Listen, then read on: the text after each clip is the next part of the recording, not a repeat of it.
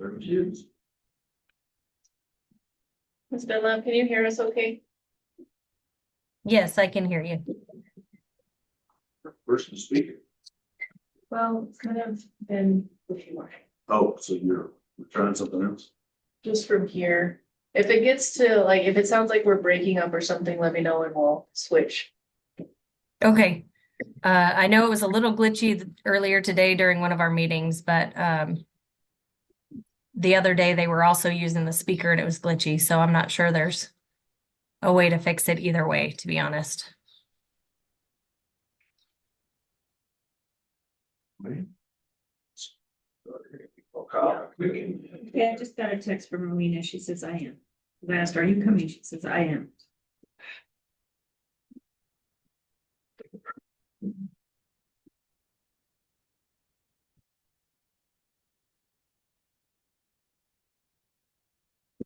Very service thinking.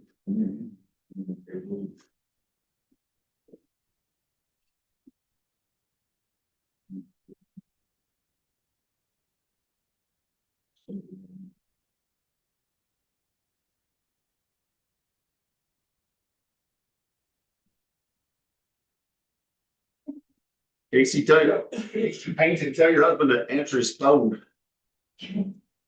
He's sitting on a train somewhere. I don't know. I texted him about 5 minutes ago and I was like, it's almost go time. I haven't heard anything. That's what it sounded like when I talked to him earlier. All right. Yeah. Let's meeting to order. Everybody stand for the pledges, please. I pledge allegiance to the flag of the United States of America and to the republic for which it stands, one nation under God, indivisible, with liberty and justice for all. I salute the flag of the state of New Mexico, the symbol of perfect friendship among united cultures. Okay. Lord, will you lead us in prayer, please? You bet. Would everybody please bow their head? Dear Heavenly Father, please provide us good stewardship and knowledge of what we need to accomplish in today's task. Thank you for this last week and remind everybody that through your Son is how we reach Him. In Jesus' name we pray. Amen. Amen. We have 2 sets of meetings. Approve.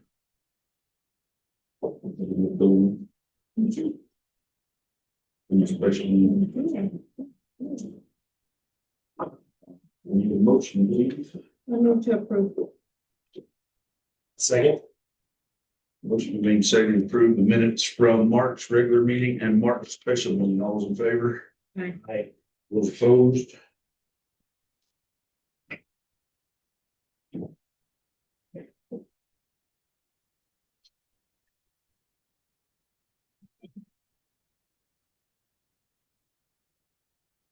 All right. Payroll and bills. Payroll and bills. Questions? Yes. On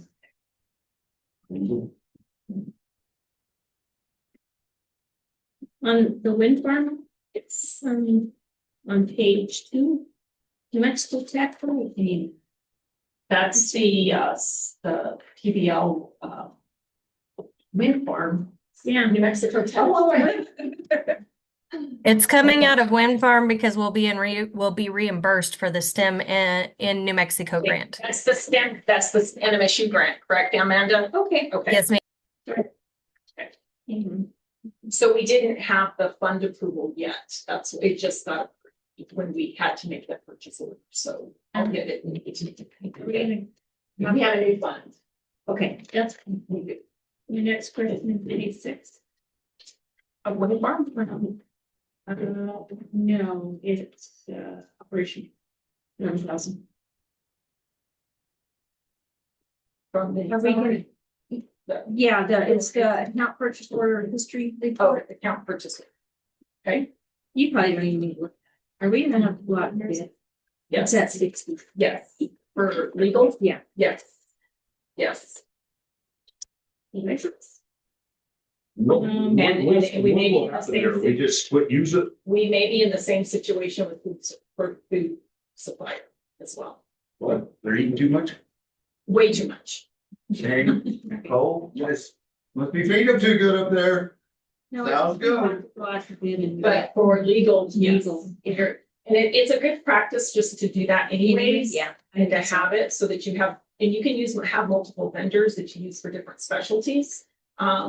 Like Cuddy McCarthy, Bond, Ford type stuff like that. It tend to be the ones most people use. Yeah, and So we reach out to them and ask them. no, we need to issue an RFP. That's what I mean. We reach out with an RFP Correct. and then they come back. And then we need to evaluate it, So there's no such thing as sole source through CES with that. they don't have services through CE. Just, yeah, I know. It would be nice if they did do that though. Okay, also operational. Page 11, elite customer centered solutions in New Mexico. So there are phone and sound system provider. There's a PO to me open still. That's in November. Oh, you know what that was from? That was gonna be, we were gonna reimburse you for the December meal, but I think you guys did something different, so we need to release that. And I think Elena got paid for what she got at Sam's, right? Yes, yeah. Okay, so you probably need to Close that one out. Okay. just FYI.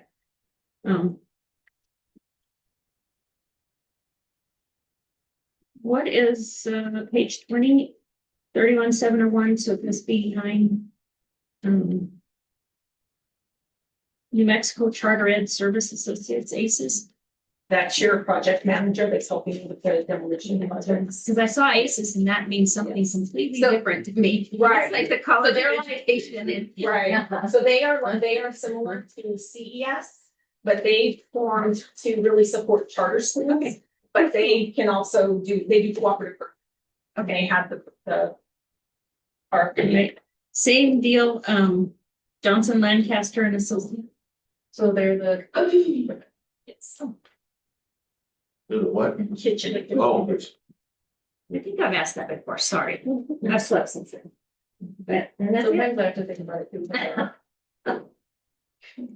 All right. any question on the, Yeah, you have any no, questions? no, I don't think so.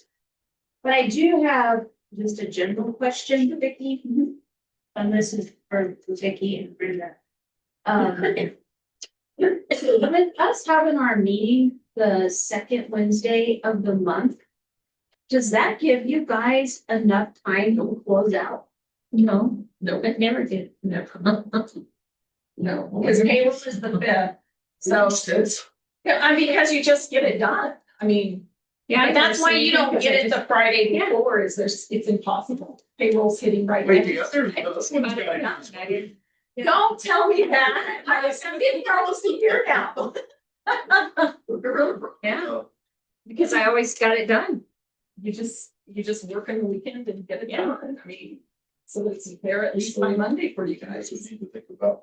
It is very tough, it is very When tough. does everybody else have theirs?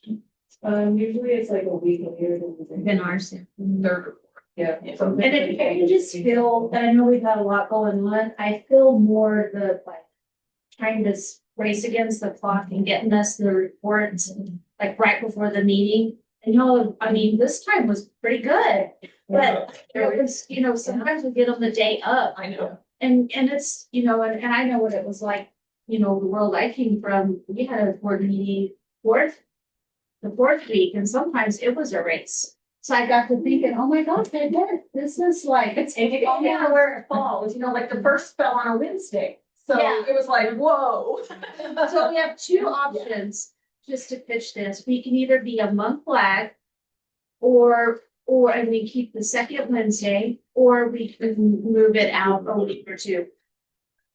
So it's whatever, everybody. The third week would be much. So it more worked for helpful. you? Oh, yeah, because I can get all the payroll, because it's not just running payroll, it's all the liabilities that go with payroll that have Yeah. to get done within those first 5 days of payroll happening, so there's a lot that's going on at the beginning of the month. A lot. Okay, wouldn't mind moving it, I think it's great. We can do that. Can we do it We'd have to, it's gonna have to be an action. Right. For next. Right. Yeah. Get that noted down there. Okay. Yes, I'm calling my mother. No. Okay, no more, I need a motion. Heroes and bills. Second. Motion been made and seconded to approve payroll and bills. All those in favor? Everybody say aye. Aye, sorry. Aye. All those opposed, same Like sign. All right, payroll and bills. Remind you to vote. Any budget adjustments? Yes, we have two, and I failed to make copies, but we have increased bar for, SB9 state match. It is fun, and I can pass this around. They're in there.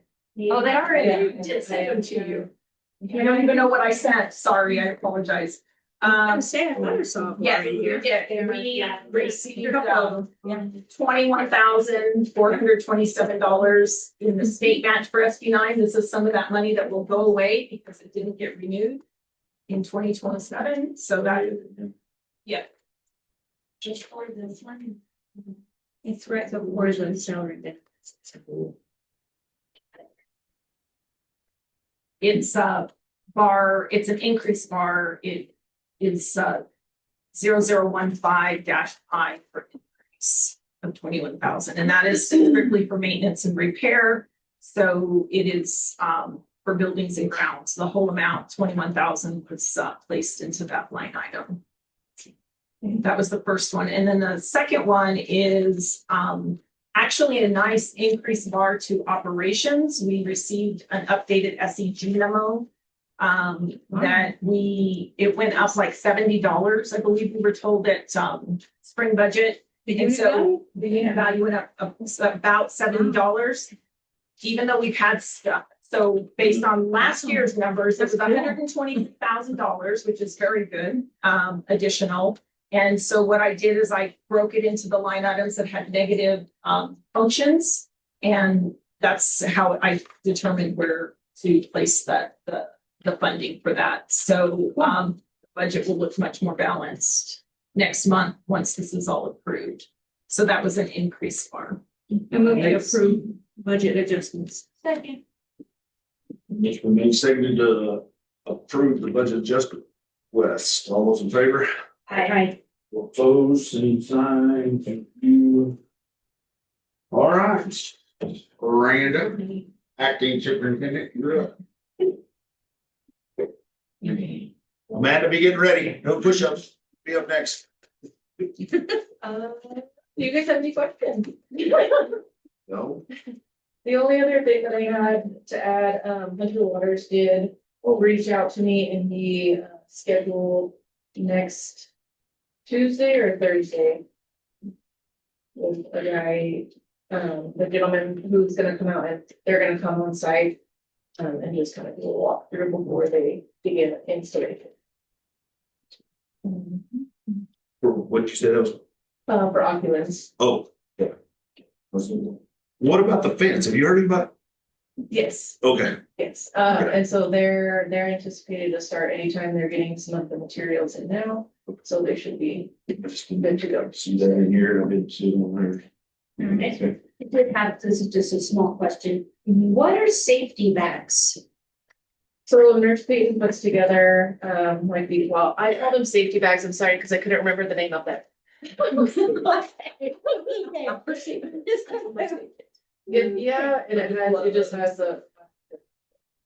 And it had like. Oh, okay, there are actual things in the bags of like survival. Yes. Okay. I could not, think of it. It was 11 o'clock. Okay. Like safety bags will be. Just one or two was the rest of the list. I noticed that. There wasn't anything, I guess we could have discussed it later on, but I was looking for it. Brent Woodard. Audit. Oh, glad you asked that. So he's not gonna be able to start until right after tax season. And so, which is the end of this month. And Pam's okay with And that? Pam's okay with that. I let her know that that was gonna happen. She said she still thought she could get it done by June. But they're pushing on us, of course, at PED, to at least put in an estimated cash, even though we don't have a good. And you visited with him? Yeah. And I spoke to him. do you think, how long? He didn't I mean, think it would take very long. Because they can't give us the exact, I know, No, but. but we're gonna start by when he calls me back, as soon as the 15th passes. He said, he'll give me a list of things he wants me to send, and then he's gonna come on site. I'll meet him. He thinks it might take 2 days, 3 days. Oh, good. The fluorine in the egg, So I knew it was on there, but. I was yes, wondering what I the just status- talked the status, to yeah. David. Is it David? But we're projected for him to start that project this year. He said that they have a couple projects lined up. And I told him that would actually be good because the flooring, in the kinder first grade classroom will also. Cool, okay, yeah. Did Chris say what kind they want? Or No, you- no, not yet. Okay. Thank you. Anything else? All right, Amanda. It's all you, if you wanna. All right, I got it to you yesterday. I apologize again for kind of the shorter notice, but we met I think right before spring break with a grad student from New Mexico Tech that's going to help us with our project-based learning. We're still kind of compiling. I know our teachers are a little nervous because they don't actually have lesson plans and curriculum, but we do have some outlines as to what that's going to look like. We're still waiting on some materials to come in for that to start after our testing.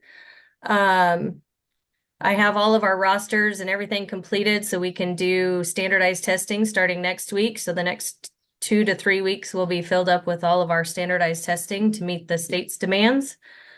Our staff got together and did some curriculum mapping, and we settled on a publisher for our math curriculum adoption. They've settled on using Savvis.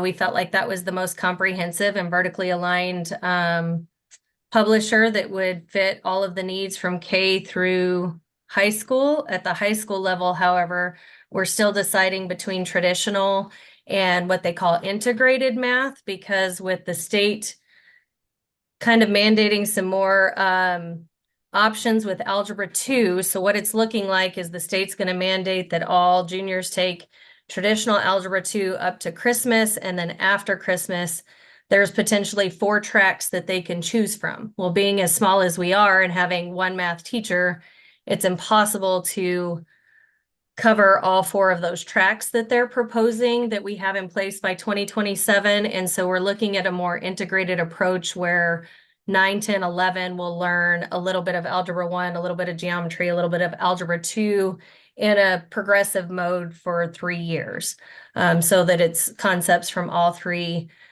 subject areas kind of tied together.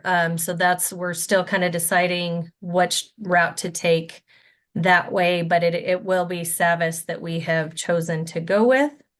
Last month, I had said that we had put in for the literacy grant. We were not on that award list. Our literacy rates are too high compared to the rest of the state, so we are not awarded any literacy funding. So kudos to our teachers for having great literacy rates. However, again, we're kind of punished funding wise, and our gaps and our needs will not be met by the state. So we're looking at some other options to provide an interventionist and some support for our students, especially with increased numbers in dyslexia and some other issues that we're seeing arise within our students. I are working still on moving Power School, our student information system, from Power School to Synergy.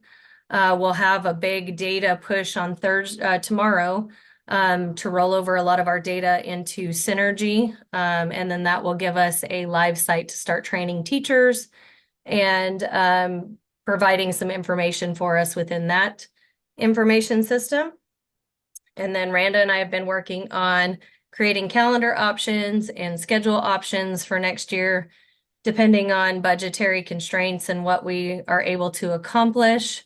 I dreamed big and I created a master schedule that allows us to split junior high and high school. But again, I know that that's contingent upon some of our budget things, but it would increase our day, just so that you're aware, from a 7-period day to an 8-period day, but it would also increase our athletics and provide a boys athletics period and a girls athletics period. And it would also incorporate our AVID elective that we will need to incorporate as we move forward with our AVID implementation.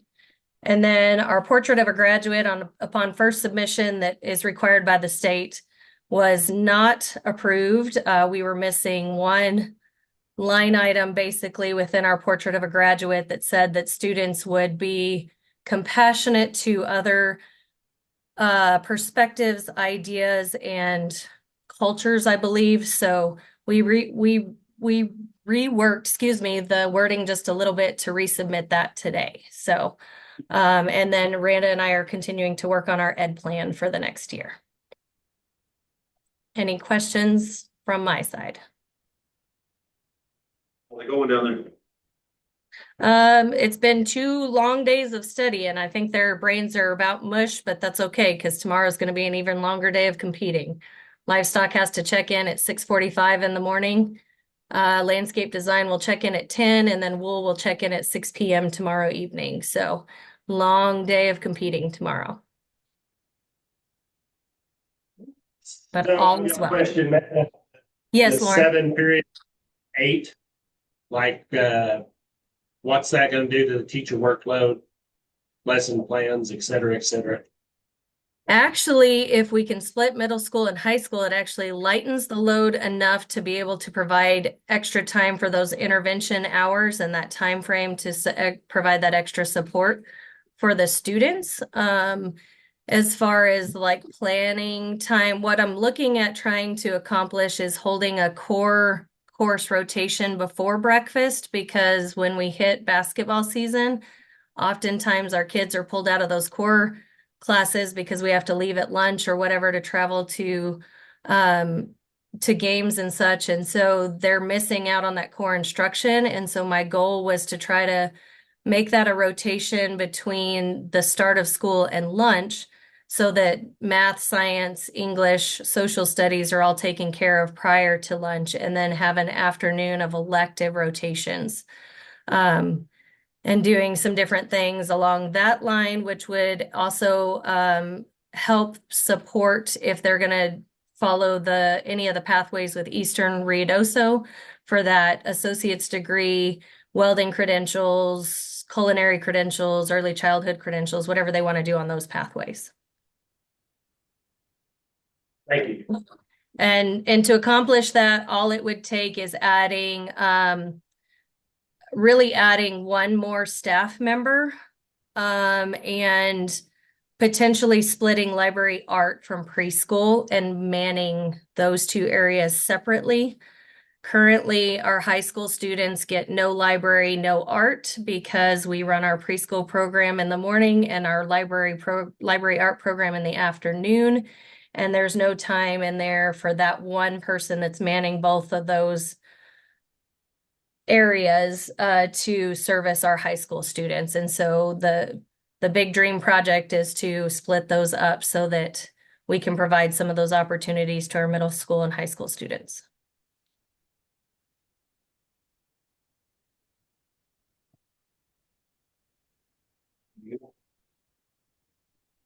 All right, great. How many kids went? How many We kids do you have done? We brought 8 students down here, 4 that are on our livestock and our wool team, and 4 for landscape design. Got you. Good luck Our to you entire guys. sophomore class is down here, if that tells you much.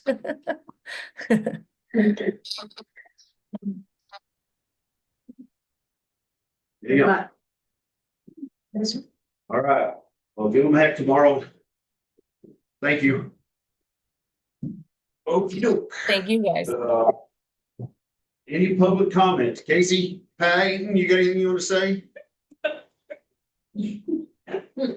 Nope. Well, Just vacuuming my floors, listening to you talk, Cody. Okay.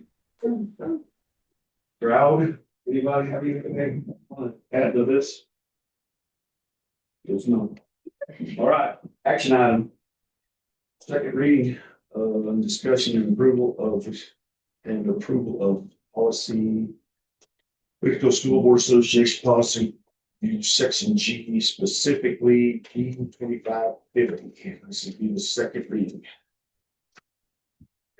But nothing changed, right? No, No, that's correct. Okay. All right, Motion. I'm hoping you're gonna read all of that. I wrote it. We read all. No, well, as you'll remember, the policy that was adopted quickly this past summer did not incorporate the need the way Yeah. you guys have always. So this was rewritten to. I was just giving you all. Did you take stick out of it? No, sick is still in there. We just didn't. We're not proposing that we make a full change yet, but that's something I would like to discuss in the new fiscal year, that it just be paid time off rather. Take the sick leave out of it, so you don't have to Right. call it and tell them you're sick. All right. Just call it in. But right now, we Right now, look just like it is. Yeah. Or move to approve. In a second. Motion been made second to approve the second reading of the policy G 2550. All those in favor? I. Aye. All those opposed, same sign. All right, discussion item, draft budget for input. Is The slide over here, so I don't have my back. that what all this was? Yes. So there's a few copies here, if you guys want to share, of what I'm gonna present. If you want a copy, you're welcome to one. If you don't, that's fine too. Maybe the ring is over here. I think we're just waiting for the person to get up. Yes. No, Is it? my dear. There's a button behind it. Very much. Estimated salary and then. Make sure you wait a little bit, let her go inside for it. Not being funny. Or right behind you, leaving. Maybe the by them behind you. See me. That's a camera, like a little backup camera. Never work. People. Let's not ask her why. I know. I have taped. Oh, I'm just very, the car wash. Had No,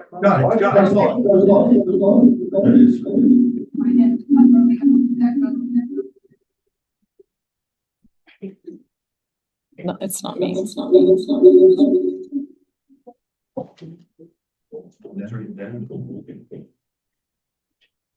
I think because you're. There you go. Is that, got the, Manny, can you still hear us? Okay. Yes, you can put me well.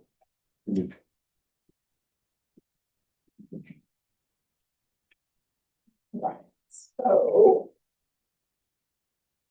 Yeah, there we go. You're still recording, right? Okay. So perfect. And Amanda, you can still hear me, correct? Perfect. So,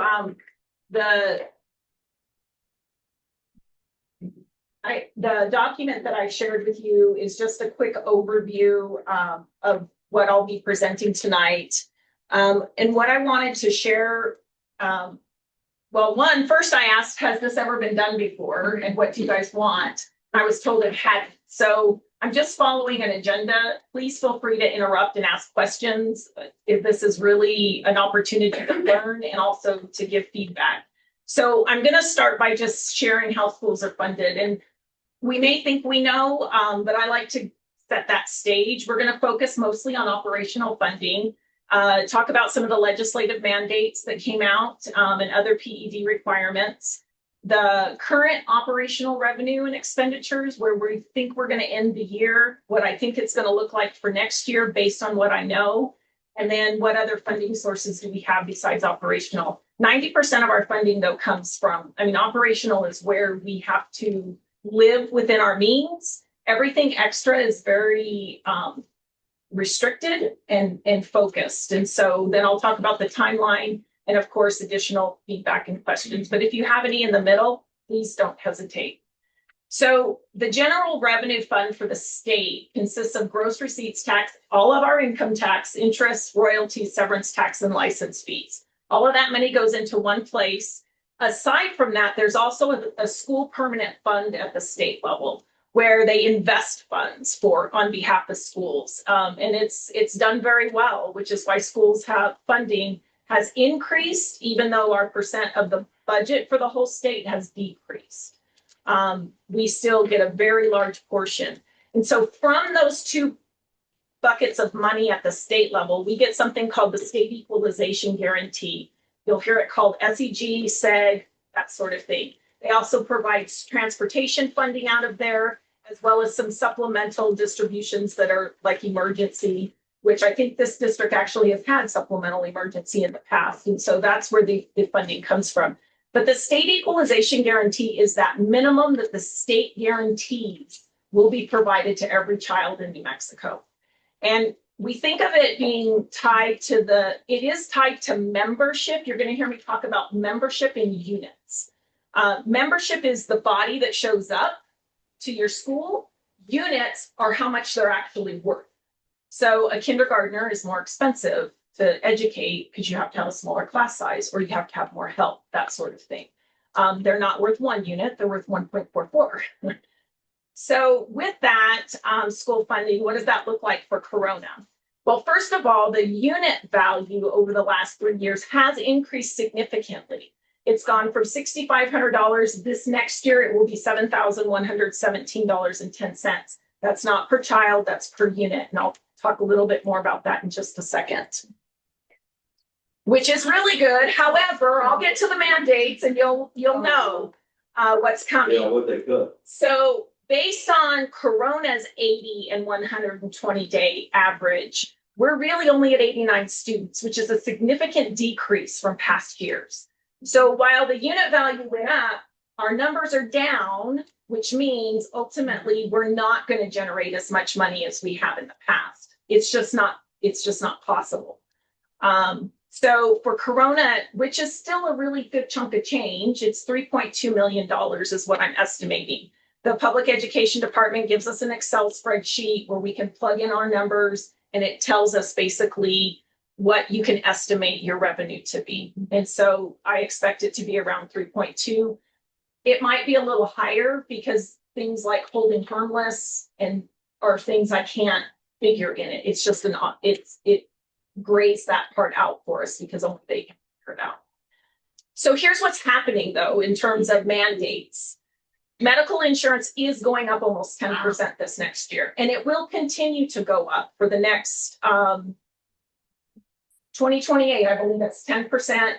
They kept it under double digits till 2028, and then they're projecting it's going to be double-digit increases after that because of the costs to insure. And it passed in legislation that employers must pick up 80%. Education has to pick up 80%. The district has to pick up 80% of the cost of insurance. The employee pays 20%. Right now, we're on a tiered system, and only the lowest paid people, which is I think it's 25,000, pay 20%. The next tier is 30%. The next tier is 40%. This is going to be a significant, if you're in the paying 30% or 40%, this will be a significant increase to your take-home pay. Significant. And it is better than a raise, honestly. It's that much better. Based on this, though, it's going to cost Corona almost $150,000 annually, in addition to what we're already paying in medical insurance. And that's if no one changes their medical insurance. We have 21 staff members that are insured, 4 who are not. We have, of those 21, only 7 of those take the most expensive insurance.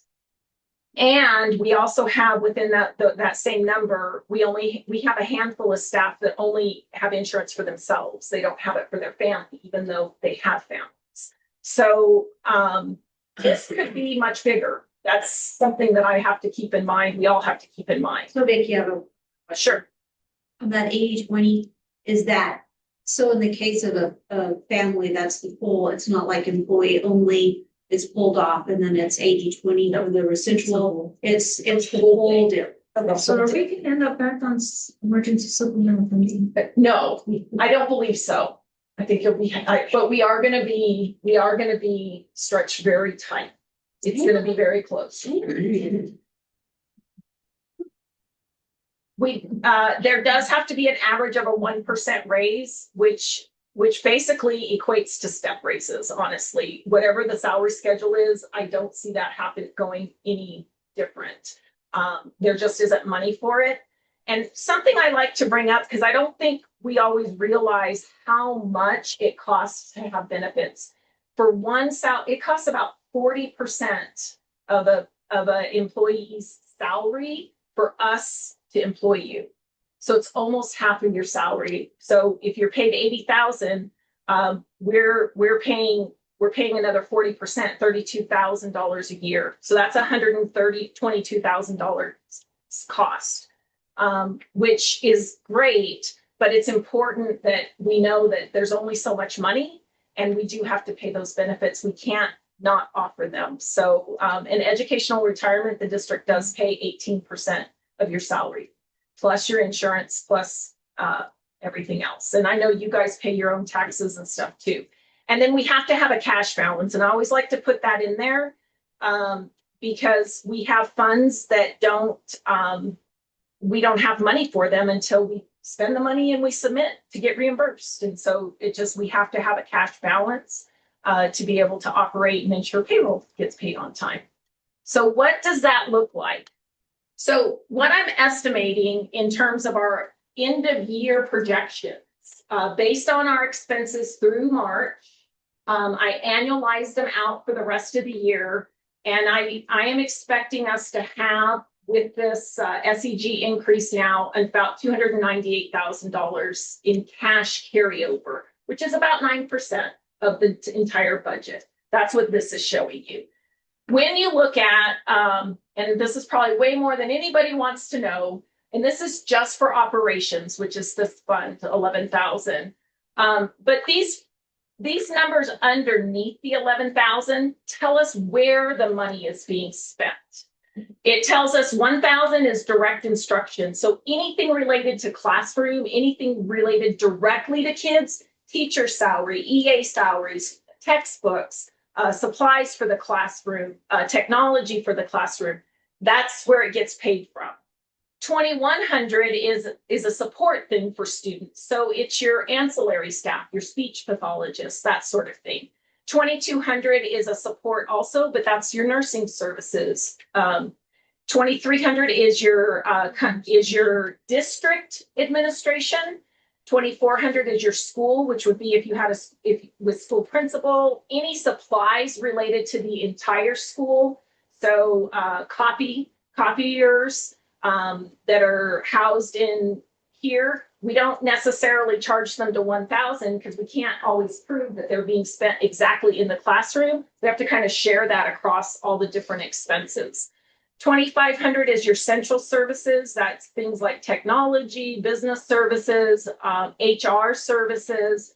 2,600 is your facilities, everything related, custodians, supplies for the facilities, paper towels, that sort of thing.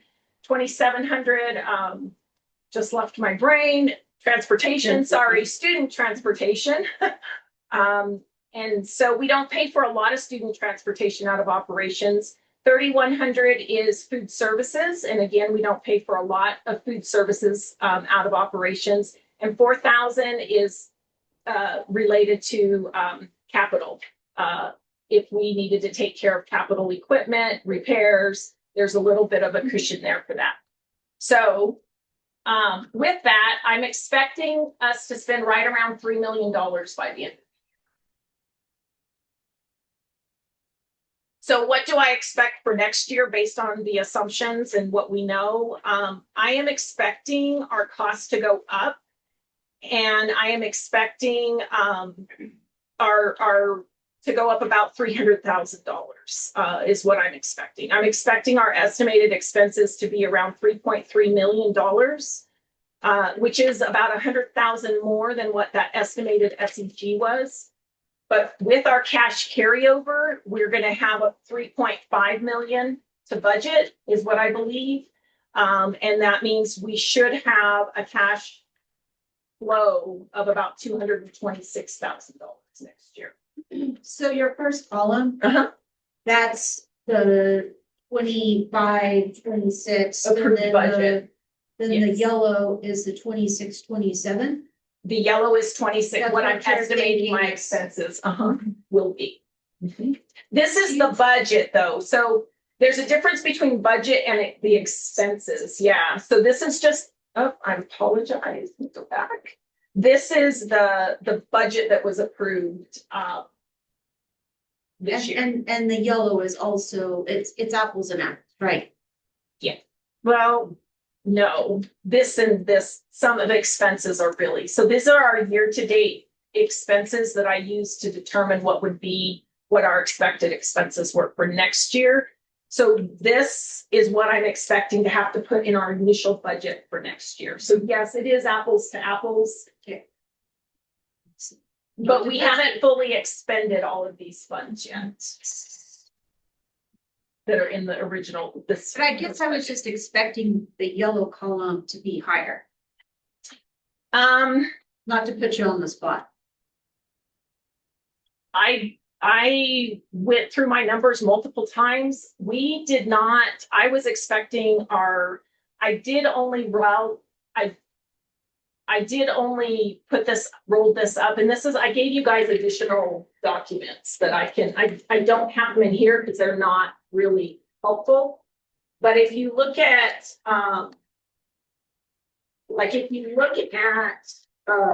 the first set that's stapled, the one, there's a table that's kind of laid, landscape, and the one right after it, it just says projected.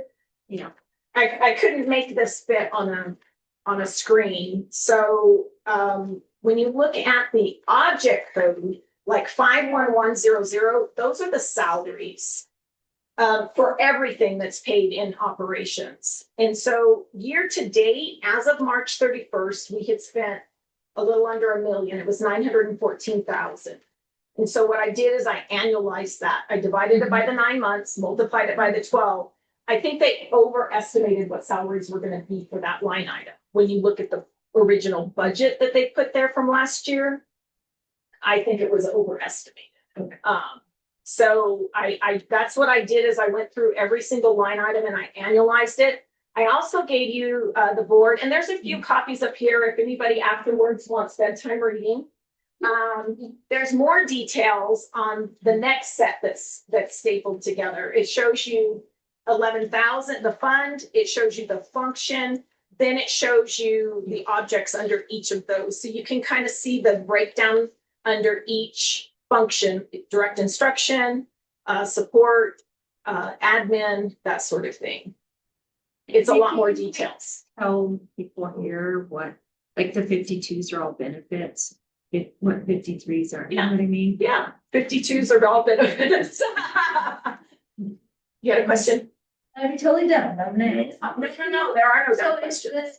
projected high. Could that be because of the position we didn't fill? It could be, yes. And just that we don't want to like lose sight that there's positions that weren't filled and those Correct. needs aren't going away, especially if we're trying to add one in the mid school. The other thing to consider with that is that some of the new hires were at a lower salary because of their license level. So we saved $10,000 or that sort of thing. So that Ag happens. teachers, we didn't start paying them until December, so we had Right. the first half of the year. Exactly. Yeah, Exactly. Probably was. So And so there has been some salary savings because they weren't fully filled. But we also need to remember that our numbers were really low. When I look at your membership, like when you look at membership, and this is the hard part to balance, is when I was putting the numbers in for membership for next year, like there are only two grade levels that have 11 and 12 kids. The rest are under 10 and some are at 4. So there's a lot, I mean, But how many of those are sped where they count more? They, in the SU, they I'm don't? looking, I mean, even when I look at your basic membership, But they changed that, Nikki, or? no, SPED does count for more special education. Okay. Yes, it does. But when you look at the membership reports that we have to submit to the Yeah. state, you can look at even so your total SPED population between elementary and high school is 15 or was 15. Was It may have changed. Yeah, so you had 6 at the high school and 9 at the elementary based on this report. And so, yes, it is still, they're still worth more. They're part of that unit value where you get additional Yeah. funding for I them. think they changed that, but I was. No. They didn't change that. No, not at all. Other questions? Okay, thank you. Not a question, but just that's probably our reality. It Right. has been for And it years. has been for years, We yeah. just have had the influx that is going away. Yeah. Yeah, that, everybody in it- here knows that's the reality. It's Right. been lower. Yeah, we've been. I'm sure. We had it Yeah. at 65. And it'll be interesting to see K-12. how many actually are here come August. And it gets hard to balance your budget on that, right? I mean, because salaries are salaries, they're fixed. I mean, and benefits are fixed. Those are fixed costs that we can't just change. So it can be very challenging. So thinking about all of that in the process. So when we think about some of those things to know, calendar does impact it. I looked at the 3 options that were being provided. Calendar A will increase our costs by about $11,000. That includes benefits, and that's for the 9-month staff. It does cost 1 day increase in the calendar day costs about $11,000. Option B increases staff days by 3, which would be a cost of about $34,000. And option C reduces a day, saving about $11,000. So those are all things that are taken into consideration when trying to figure out. And this isn't an option, I know, but when you hit into that K-12 plus area, you generate a ton of money by adding days. So I don't know, you just do. It's just something to put out there.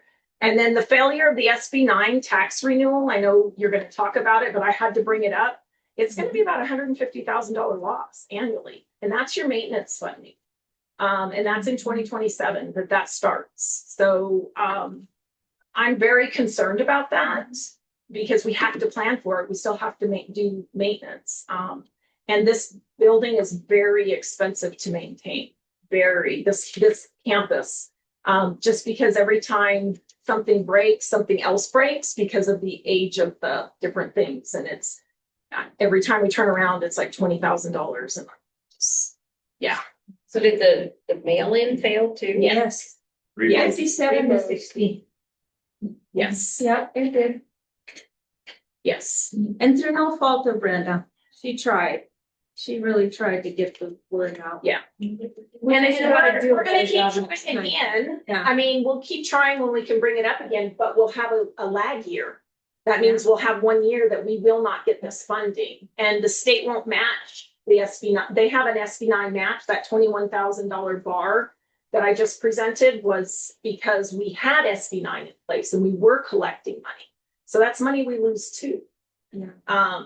So yeah, I'm concerned about that. That's a lot for a little district.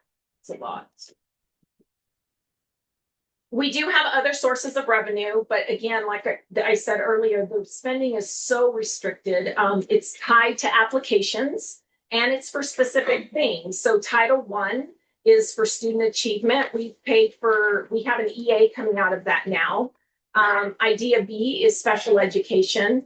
Title II is teacher and principal training. It's about $3,000. Title IV is $10,000. It has purchased some PBL things. It's it's to help kind of the whole education of a child, I think is kind of how they say it. The holistic, the whole spectrum. And so, And then Medicaid, we generate about $5,000 and that pretty much covers nurse supplies, and other supply type stuff for, related to, for all kids, actually. The biggest thing about federal funds is they have something where you cannot supplant. So if we, for example, I have to be really careful with Title I and the EA that gets paid out of there. In the past, there was an EA paid out of there, but they were a special ed EA, which means it has to be a special ed EA in the future. I can't change it over to a regular operations EA just because we want another regular operations EA. Like, they're really picky about making sure that it's supplementing programs and not replacing something you used to pay for out of operations. Really picky. All of these federal funds are like that. And then grants that you guys go after, not just teachers, but the NMSU STEM grant is really helpful. The Ed Fellows, we just got that. That's going to be really helpful to help build your pipeline of teachers, but also cover a salary for the EA that's in that position. We do break even on food services, which is great that we don't have to supplement too much. That is federal and state funding. And then we also get some capital funds. Go Bond Library is around $4,000. You guys did approve back a few years ago. It's at $900,000 a Go Bond building, and then recently approved the $2.5 million for the new building. I put these in yellow because they are going to go away for a year. And then PILT is bringing in about $1.4 million a year. That should go up. No, it's going to stay the same. It was, we had a balloon payment this year. I printed the schedule. There was a balloon payment this year, and then it's 1.47 for like the next 10 years. And then goes to 1.5. I only printed half of it. Not what you're missing. That's different. That's okay. We should compare, make sure we've got. I know this what we got in January, well, it actually came in December, was accurate. So Jeremy had sent. But they had been paying us, right, to begin with, then they had to catch up. Was that? No, they started at 600 in January 2024. It was 600,000. 25, it was 600,000. So I don't know if that's because it was in construction. Bond rating too, because if we went out for a bond and we passed, our bond rating goes up, and so our income from the wind also goes up. They go hand in hand. So this should change, is what I you're saying. think so. We should check into that. Maybe I think so. can help us also. Yeah, we can check. Yeah, I think so. And then you guys raise a lot of money through activity funds, so I just put them there. We do have to report on them. They're considered public funds. They're transparent, that sort of thing. So, yes. Let's do money spent on, or do you separate it? No. Totally separated out. It has its own fund. Right now, it's basically been saving, honestly. We do spend some for student activities, athletics, to cover, I'm trying to think what it covers. The travel related to it, I think, is what we earmarked it for. And then I'm trying to think through the different line items. We've been saving most of it for the new school, honestly, to try and figure out what maintenance wise and facility wise we were going to need, that maybe PSFA would cover until we get those numbers. We just don't know what's going to happen. And $2.5 million is not going to build a new school. So we really need to see what PSFA is going to help us with before we start saying, yeah, spend it, kind of thing. I'm kind of being, conservative with it right now. Thanks for sharing. Yeah. I wonder. Stipends for the teachers going to. Well, actually, PBL has been paid for out of WID too as a priority, because there was not additional funding at the time that we could pull from. So yes, the PBL trainings that you guys have done. Board retreats. Yeah. I haven't seen that. Those, yeah, Those, high ropes courses. Okay, so when I think about and a budget, I always think about what's the mission of the school, what's the strategic plan. I know you guys are in the process. I think that's going to be a really important part. Really thinking about the compliance needs, talking to Randa and others, like what is the scheduling looking like? What's our sped needs? What kind of textbooks do we need? What's the software that is actually making a difference? And I like to say that because I can be the bad guy, saying that we all have our favorite software. I'm a school teacher too, classroom teacher, and I had my favorite software. It's in my head right now, and I loved it. Nobody else used it. I used it, and I couldn't get the school to pay for it. It just was the way it was. I thought more people should be using it because I thought I got great results with it. However, as a school district, you have to look across and say, what are we getting? What are we using well? What are we getting results with? And then making decisions about what may not be working so well, and looking at the data from it. And so software can sometimes be one of those pet peeves just because people have their favorites.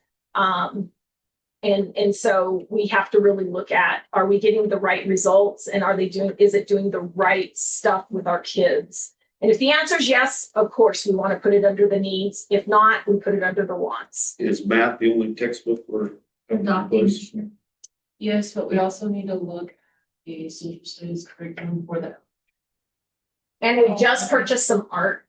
I just saw purchase right come through for some art stuff, the curriculum as well. So trying to get that beefed up as well.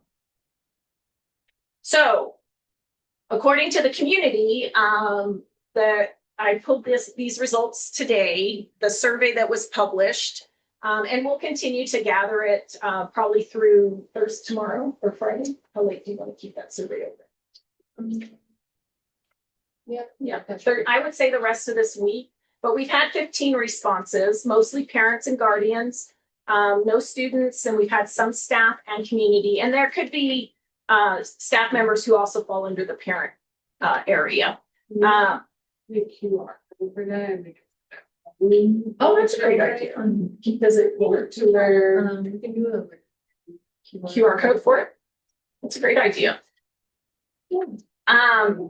So far, the high school has the highest representation, and so that's just good data to know.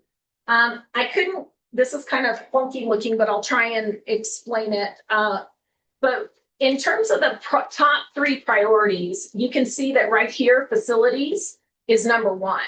And behind that is what are we doing to keep our staff, teacher salaries and retention. And then tied is school safety and academic interventions. So some pretty, I think, really helpful information. Oh, did I miss student nutrition? I did. It was at 40%. Sorry. It wasn't right next to the other 40%. So I didn't see it. I blocked it out of my brain. So actually we have 3 tied with student nutrition as well for 3rd. If we could reduce, where do they want us to reduce? Somebody, 40% said don't reduce anywhere. And this never surprises me. It always says administrative costs, even though I always ask, okay, which administrative costs? And I'm not sure which ones we would reduce, but I know that there are always ways we can look at how to cut back and reduce areas. So, and then we asked, how do you feel the district is currently using its budget to support students? Most were neutral. Some said well, and a few people also said poorly or very poorly. And I think this, to me, this type of survey always indicates that maybe we haven't done a good enough job teaching people about how the budget is spent, where the money's going, and giving people an opportunity to ask questions and know more about it. And so I hope this is the first of many opportunities that we can do this. And then I won't read these all to you, but we did ask that if you rated the district poorly or very poorly in the budget, just give us some examples of what you think is happening. And that would be helpful that we can maybe do something about. So I'll let you guys read those. Give you a second.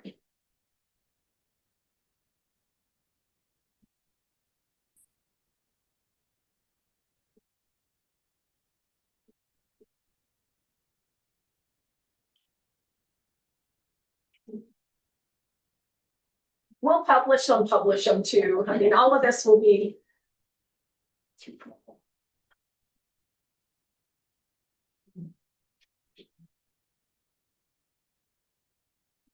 And then we asked if there was one area that you think would most improve student success, if we could increase funding, where do you think it would be? And I think we see a lot around academic interventions. Again, supporting teachers, access to more learning resources, that to me means interventions. A TA to help out in the bigger classes, again, that's talking about kids having more direct support, interventions. That to me, that's what jumped out the most, was we could do some interventions, and Miss Amanda talked about that earlier, as well as the CTE programs, and ensuring we have teachers in every classroom.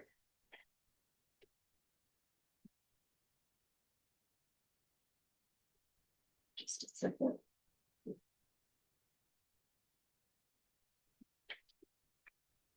And then we asked for any additional comments or concerns. I think that I'll just let you read them.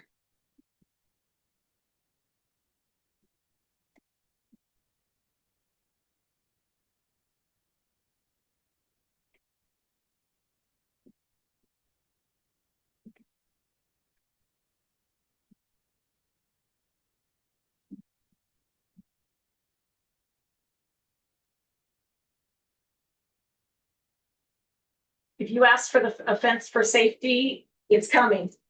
I promise. We have a purchase order in place, and it is coming. We can take care of that that'll get taken care of pretty quickly. We don't need to answer them. I think it's just good information. Gives us some feedback that is actionable potentially. Upgrade facilities, that sort of thing. So with that, here's the timeline of how this is all going to fall. We had spring budget just a few weeks ago. We published the budget survey. This is all happening really quick because our budget is due April 27th. I know. That's why this has happened so intensely with getting everything in and out. Normally, I like to do community meetings, staff meetings way before public school board meetings, but there was just no time to get it all done. So we had to kind of cut and combine them together. It's just the way it is. So did they give you all your numbers at spring budget? They've given us the unit value and a tool. We have a that's where I got my numbers from. Did you get your risk? Yes. We have to use, yes. No, they did not give us a new risk. We have to use, from our, where did I get that from? Actually significant. It was significant. Yeah, no, I did put our risk factor in that tool, and I'm trying to remember where I got that from. It was double digits. Yeah, it's like right there. Well, yeah, in terms of what you generate, it's quite a bit. Yes. And I can pull up the 910B, the tool 910B5 and show you the Our risk. risk is our insurance. That's wrong. No, we have not been given that. I thought you were talking about the risk factor in the 910B5. No, I'm sorry. No, I was. No, I was like, wait, have you got talking to No, its unit value is the SEG and the unit value. They give you your unit, so you should have SEG. But the risk insurance, no, but I'm expecting it to go. I put in a 5% increase. Well, you guys shared with us one of the meetings, what someone did, and it was double digits. Was that the insurance? I think that was Just the insurance. It was just medical. No, it was. But it was risk. I have not received Okay. risk Because insurance. usually you don't get it till spring budget. But we pay But like sometimes they tell you. like we pay like 800 and some thousand. Oh, I can't remember what we paid. Have you look at it? It's a huge amount. Yes. Our And risk it usually goes insurance up. is very high. So we are going to have to have a special board meeting at some point this month to approve a final budget for operations. All the others are related to the federal programs and the capital, which is those really, we don't have a lot of say in how that gets spent anyways because of what they are. But Sorry, Vicky, You're fine. did you inflate for whatever you said you were assuming for risk yes, for I the did. property and yes, casualty? I did. I did. Okay. 5%. That's I hope it's not more than that. But 5% on that big amount, I mean, was a pretty good chunk of change. Yeah, it was. So this is kind of where we're at in terms of the timeline. Yes, thanks. Yes. Out of curiosity, when you guys do the nutritional budget, do they take into consideration that, like, this year we pay $50 for, so many dozen eggs, but next year's it may go up to 110, do they add more for the increase in grocery cost, or is it just like, oh, they went over budget by 5,000, so we'll raise it by 5,000? No, Like, how do you- it's a formula. So that monthly spreadsheet, that monthly claim, what is it called? A claim that has to be submitted for nutrition. It's some type of a monthly Nicole claim does it. where you put the numbers in, the NSLP. kids, NSLP, And so, so what they do is they figure based on the number of students that are eating, they calculate like a dollar amount for each meal that you're feeding them.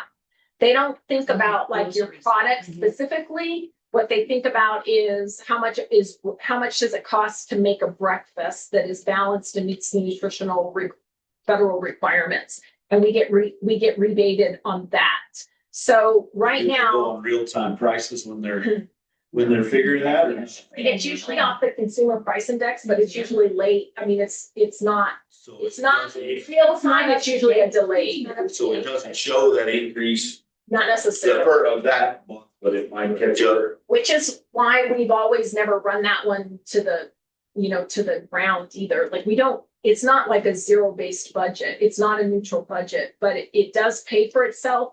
But we keep a little bit of cash in there, like $8,000, $10,000 every year to make sure we can keep funding everything. As long as you're not feeding them caviar and going over your budget like that. No, but I just know, like, like last year, say a case of ground beef was what, 110?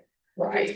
This year, it's 189, so, Prices have gone up. it will go a lot towards our budget. And it should be adjusted for that, Yeah. but it is totally based on the number of kids who eat. So like this week, we had no kids Yeah. hardly at all, so there's no numbers.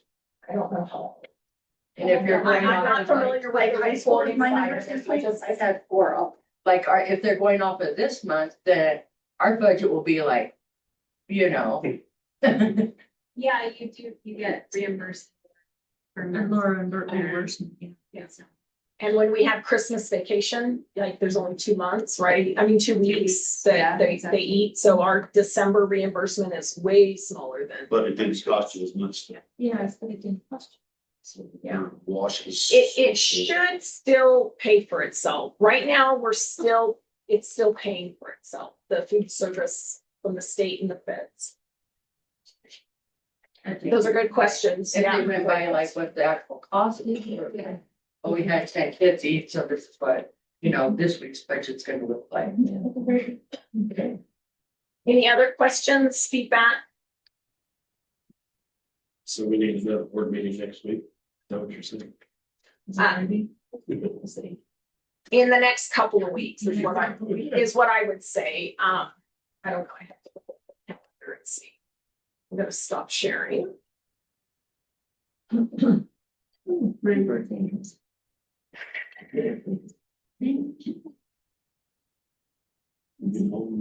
No, I'm not, Cody. Yeah, my mom always And we could do a special board meeting via Zoom. if that works best. But we are gonna need to do something to approve, get the budget. Yeah. And so I have a question, Ms. Sharinius, or some whoever, I don't know. So one of the things that the like the leadership team has said that it's a priority for us is to have like to intervention for in all grades, right? So we need tools. We can't just like wing it, correct?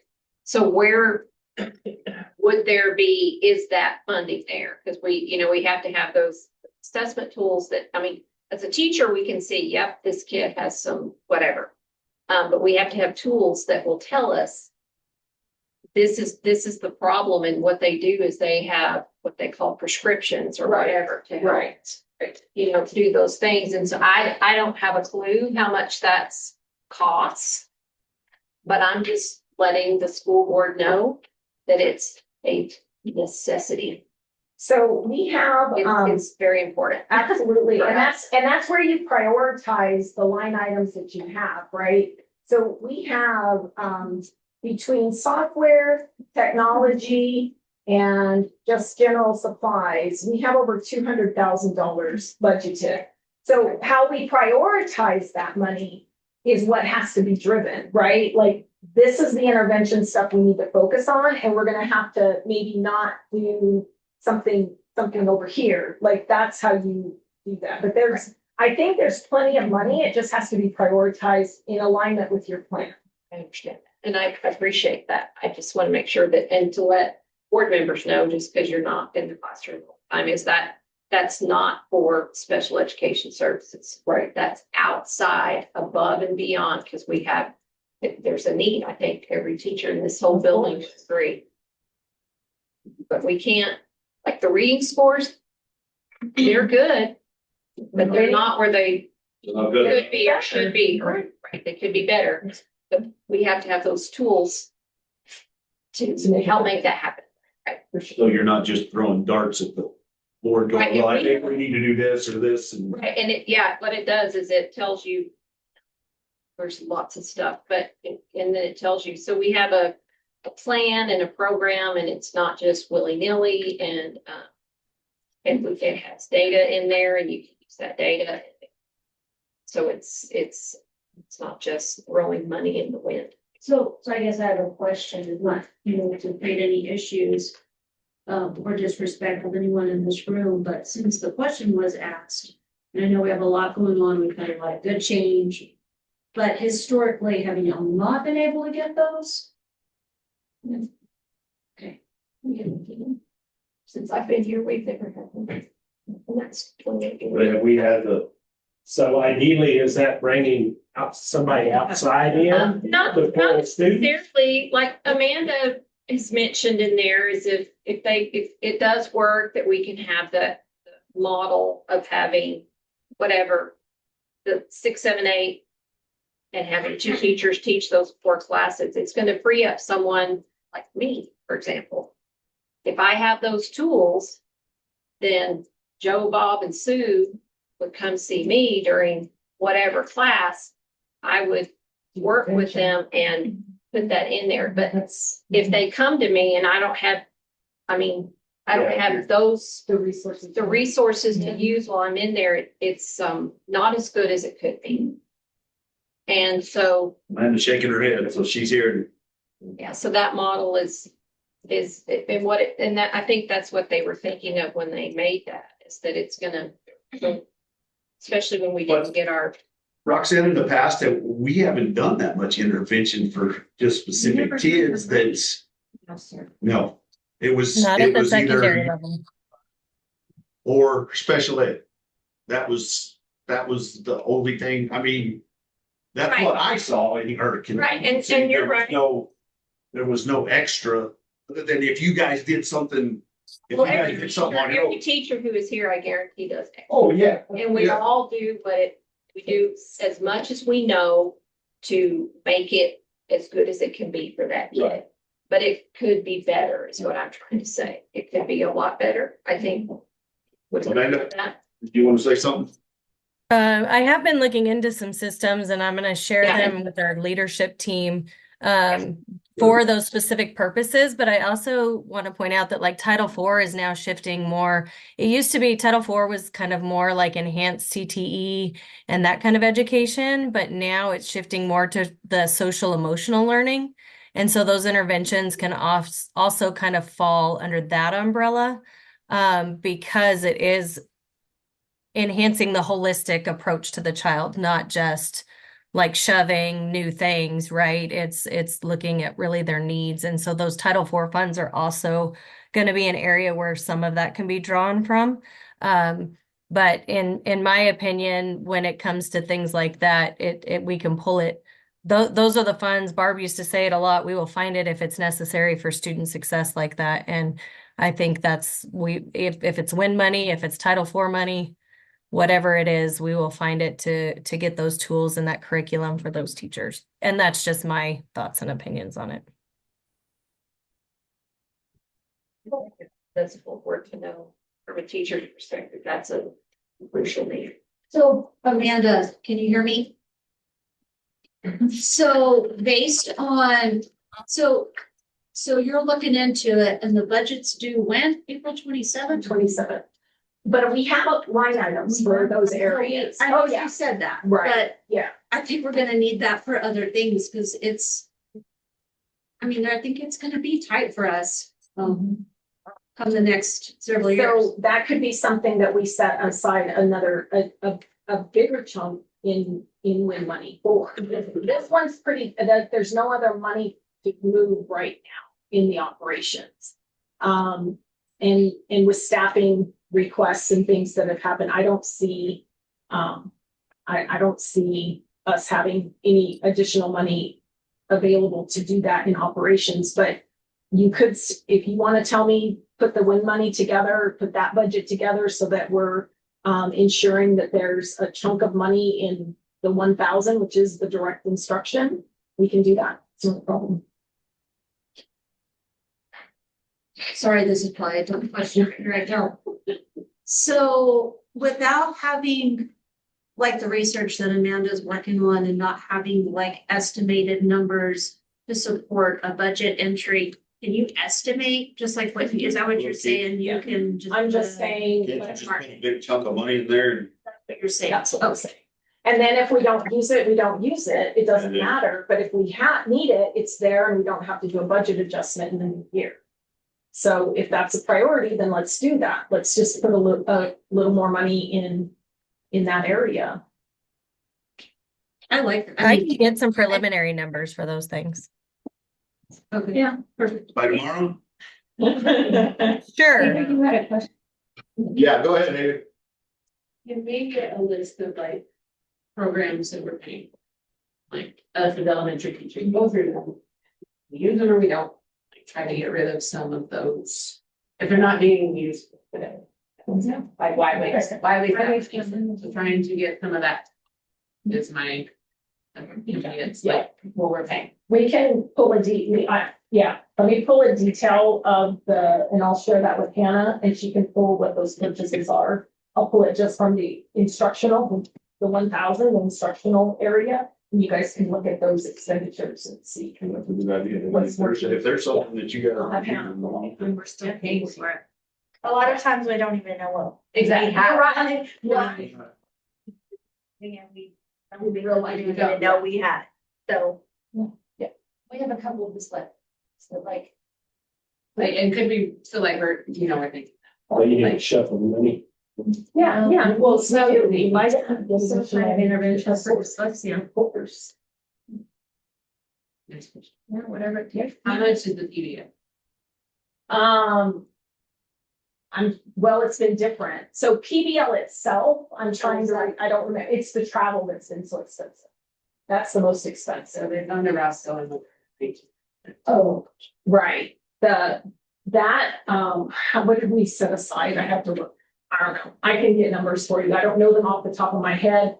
For some reason, 30,000 for the whole year is what is sticking in my head. But it's been for the whole year, but it's been mostly travel related to the trainings. I want to say training itself, not that cheap. It's a fraction. I mean, yeah, it's not that much. That was most of the bulk of it. And is it a 2-year commitment? The PBL, And that would be something they would answer that. Is it PBL added, is that a 2-year commitment?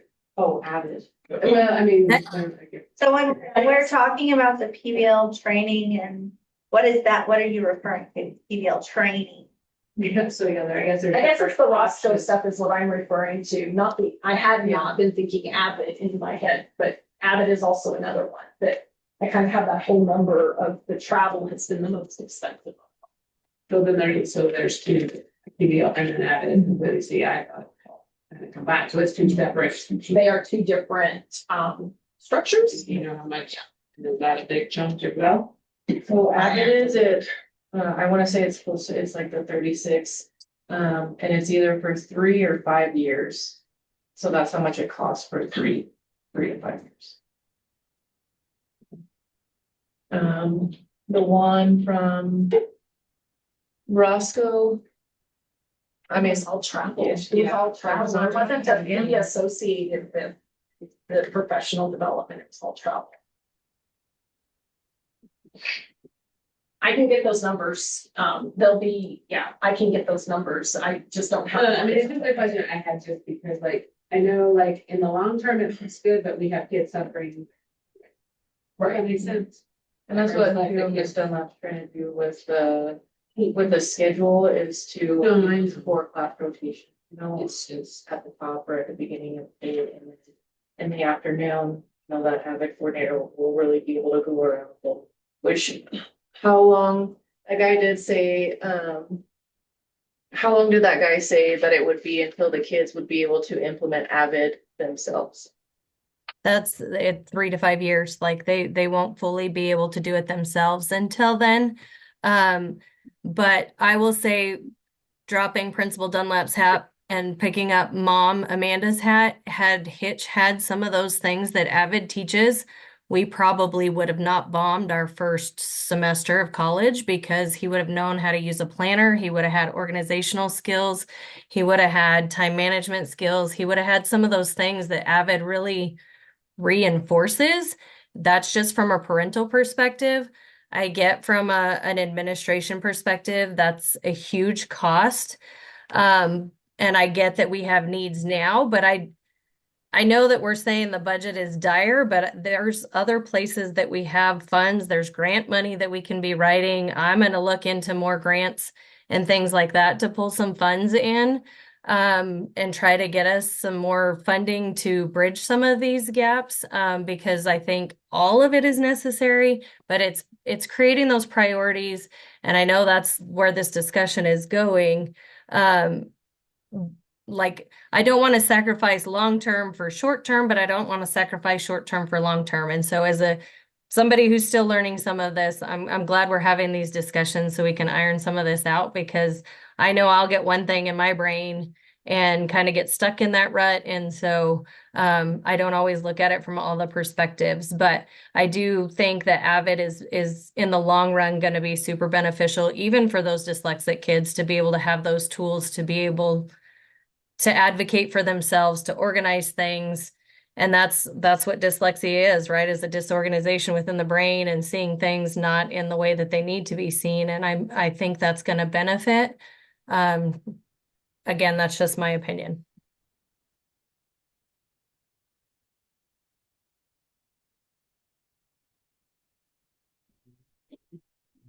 Implement.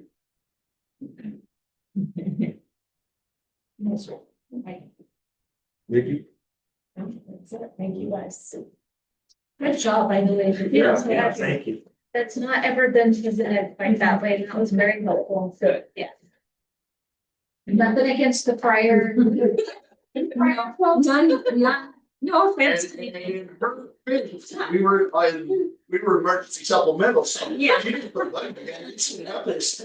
were expecting. Yeah. We got it anyway. Like, Yeah, you're right. You know, don't you remember all those budget adjustments every meeting? Move around? All right. Special election results. Okay, so I'm sure Now, you know. So I did talk to Nick Kane with Steeple. Especially when I was working on our PSCOC presentation for our new school building. His recommendation is that we go back out for a special election in 2027. And he said, we're really gonna have to make it a priority. He did say looking at the new school building and, cause you can put in the budget for this, you know, that you have previous bonds that are available to be able to tack on. However, he's stating that we should use some of the old bond to help pay for the SB9 that failed. And then go into this at we basically don't have anything to begin with. And so originally. So there's some old bonds still out It's paying for the fence. So there'll be a little bit left. There'll be about $500,000 left. Something. And so he does want, I have him, scheduled for him to come in May. He does want to talk about, you know, just the different options that we could do, what we could do. Originally, our funding request for the new school building, and that would be with us putting some in, it was, like 48 million or 30 something million. And he's suggesting that we request 54.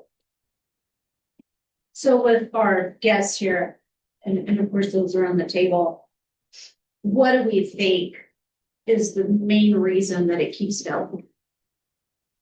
I really just think What are it's, voters thinking? They're hearing new school. I think lack of communication, honestly, Yeah, because even Loretta, she's like, what is this even for? Yeah. You know? And we I had think those that- two on there, and the wordy one, they were both had a lot of words in there, and I don't know if they thought they passed the SB9 one. And the new school one, but they did just the opposite thing. So I think because there was two on the ballot, and they knew one of them was for the new school, They just. Yeah, and And the other then is the wrong one. the new one, I mean, we put it out there for everybody and Randall went to, but we still, I guess, wire in their mailbox and. I don't think think you they guys read them. We used to have a I'm gonna be real honest, I don't think they read them. They put it in the mailbox, they see that as It's junk junk. mail and they throw it. But I also heard And I'm just being honest. Yeah, no, But a lot of the old cities read it as like, oh, my taxes are going. Yeah. Yeah, and they weren't, and see, And they that's, weren't. that's what bothered me about this, because when I was here in Travis, we always had like a potluck dinner, we would invite everybody to come eat, we would explain that your taxes don't go up. This is to maintain these buildings so the roofs don't fall in, and that we can flush the toilets, and then we turn on the sink, the water comes out and it's not yucky. We don't have flooding, our heaters work, the boiler works, all that stuff. People, we didn't do that. But And I Miranda kept had one, but no, Well, yeah, not very we had many that came, one and then for the right. special, and nobody came, but Yeah. like But we didn't they do always it. say, I Yeah, guess so with like your finger. now that it's done, $150,000, can you like express that? Can you share that, like, this is how much our school is losing now, and this is where we're at? Yeah, Well, and When that's will- kind of the struggle that we have across the board in all areas of the school. From what I've seen being in this position is the lack of, communicate. I don't even want to say communication. The lack of information that is willing to be obtained and taken into consideration in what they're gonna do. If they're gonna be actionable on it. Yeah. Because we can put an action out there like, hey, we're having this event, we have put together A, Exactly, B, C, and D, and then it's what you do with that. If you come to show up to learn about it, cool. Like Mr. Kowski said, I don't have an email list. I mean, could I figure out how to get one? Yes, I most definitely can. But at the time, like, I don't have an email list. And that's what she's saying, that all of the elder community members over there read their email, but they won't check Facebook or they won't check our website. yeah. And they won't read the letters in the mail, but they'll read an email. But I think it's also understanding how different Ways to. Yeah, ways. modes of communication. But they'll come and support like that Christmas bazaar. Yeah, well, maybe we should have. They're candidates and then lock the doors. So that was our intention. Yeah. That was part of our intention, serve them and talk about that. However, it's kind of disheartening when these kids have gone and done all of these All this extravagant stuff, yeah. things, and we're like, oh yeah, by the way, we need. We're not raising your taxes. Please vote for this. There's no toilet paper in there. Oh, yeah, sit your kid with a roll of toilet paper. Don't use the bathroom up there because it doesn't work, so we don't have any SB9 monies to fix it. I mean, So will the special election in 27 be like in the spring again? Like, or where would it be in the fall? General and fall. So we can't wait till like October to start talking about it, right? no. So, And when you go vote, take a buddy.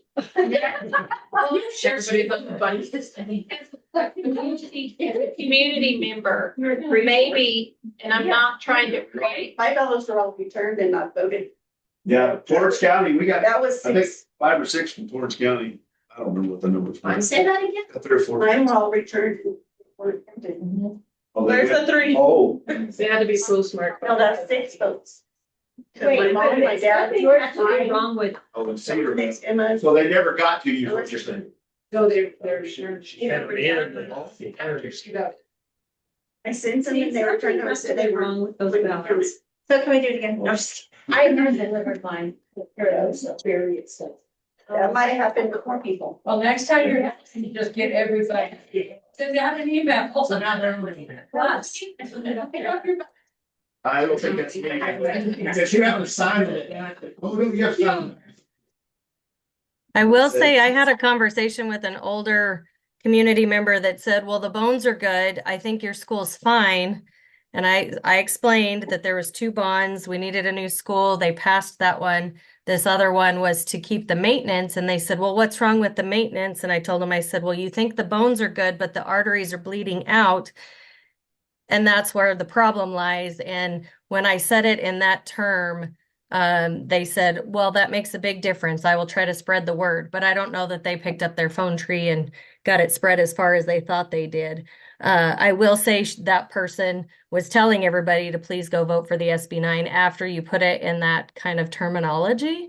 But I think that's some of it. It's just the miscommunication or the misinterpretation of the writing. And when they saw that taxes were going to go up, that's the one that we're like, nope.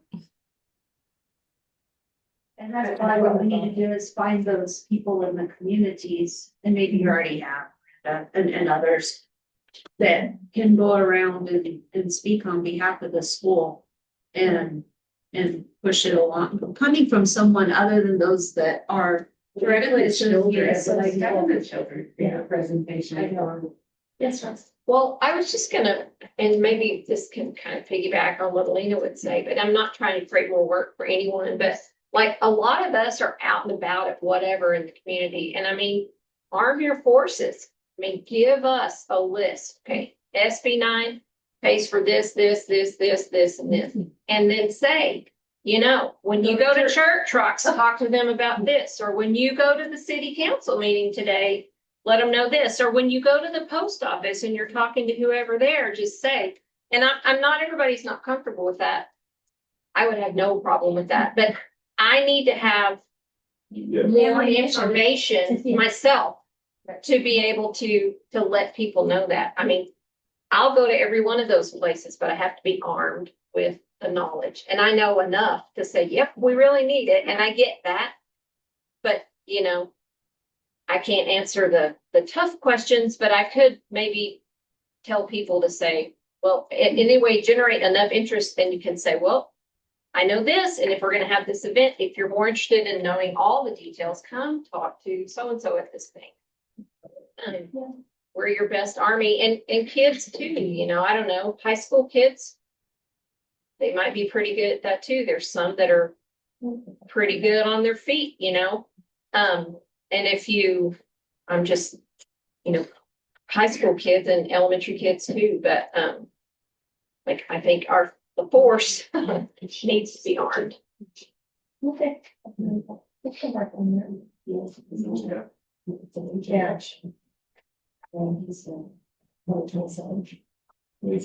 to Yeah. Yeah, it seems like it would make, to be citywide, just one group. To be citywide, not mission. I think you have to wait. You have to wait. Yeah, You can't. Yeah. We can't just keep. Okay. All right. Everybody satisfied? Business plan for the daycare facility. You will have to. It's maybe for, did not. So we're skipping over that one? I have it. It's just not necessarily a business. I just had stuck in my brain plans for daycare facility. I do have like the rates, the provider rates, and Ms. Zamora and I were looking for these all day, and then Vicky came up and found them. Because the ones that. Not the person who will like know where to find the money, right? That makes sense. They were in NMAC, the ones that they had listed in there, and they're not similar, they're not anywhere And they're not near user-friendly. with this. And I just, this was my item that I had. Yeah, I saw. What's that? I was gonna be out here.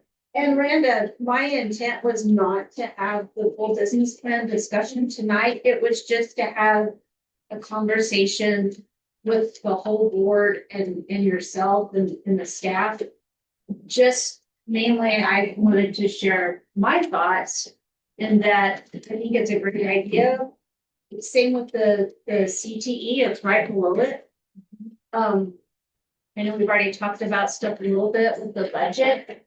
Bye, Vicky. Bye, Vicky. Thank you. We just have a lot of moving parts and pieces, and I'm preaching to the choir.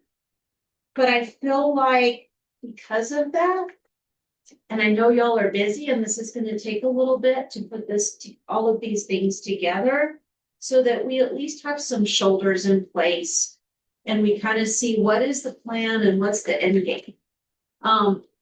You know, especially in light of the things are gonna be a little tight, tighter than what we're used to.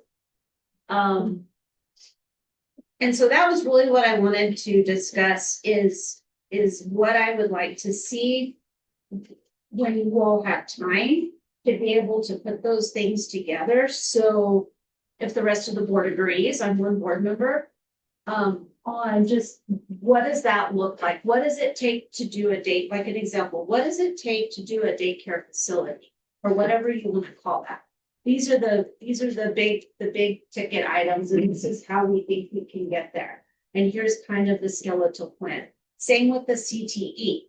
And I know we're working on this and there's moving parts and pieces, but because of that, I feel like there's a lot of fingers out there and we just have a lot going on rather than kind of having a little bit of a path so that we all kind of know where we're at and where we need to head if this doesn't work or this is the path that we want to go down and we want to be here estimated by this date. Because I just feel like we're moving in a lot of directions at a fast pace. There's a lot going on. And it's hard for me, especially approving this budget as a board member and doing my due diligence, to say, I'm okay with that. I don't really know what that is. It's like unknown, I guess is where my concerns are. Yes. And so I did create a slideshow presentation in regards to that. And basically, like if you look at the standard rates and the enhanced rates, all of this is based off of their star ratings, and for an increase in star rating, you get more cost per child. Okay. Well, let's go through. And Ms. Zamora made the comment of having cardinal nest. And so our teachers are also involved in the creation of this. The big picture with this is that we are increasing our enrollment, we're, beginning our enrollment. Which in the end has an effect on our school district, that has an effect on our SUG. I had allotted or thought about 8 students or 8 children we would have from infant to 4 years old. Well, whenever the word kind of got out that this might be an option, then we have possibly 5 other students or children who would want to join in our early childhood. So they center. get counted in the SEG? No. What I'm saying is that the students Better that we be. have, Thank you. the students that we have. Kate, go get in the bath. Tell your brother to go See see, here, please. Casey, you unmuted yourself. The students that we have that hopefully we can get to come to our early childhood center is what we're going to have come into the school. And so our goal would be to increase that and start them at an early age. That way, by the time we come in here, we don't need 40 grand worth of intervention strategies because they already know how to do it. See. That makes sense. And I That's take kind it of back like- off of that really quick. Yeah. So like she said, I will always be pro early childhood because I've seen firsthand, when you have a daycare facility and you have, this opportunity for these kiddos to come early, as, being state funded, there's all these requirements that you have to meet. So you are doing screening on these kiddos from the time that they enter your program until the time that they leave your program. And you have to prove that you're, meeting, you're tracking their milestones and all of these things. And if there is like delays and things like that, Region 9 comes into this facility and services these kiddos.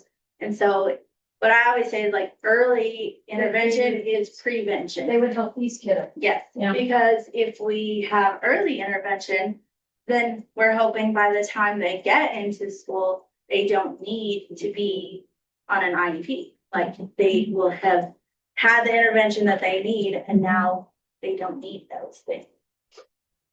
And granted, you're still gonna have your students who require it.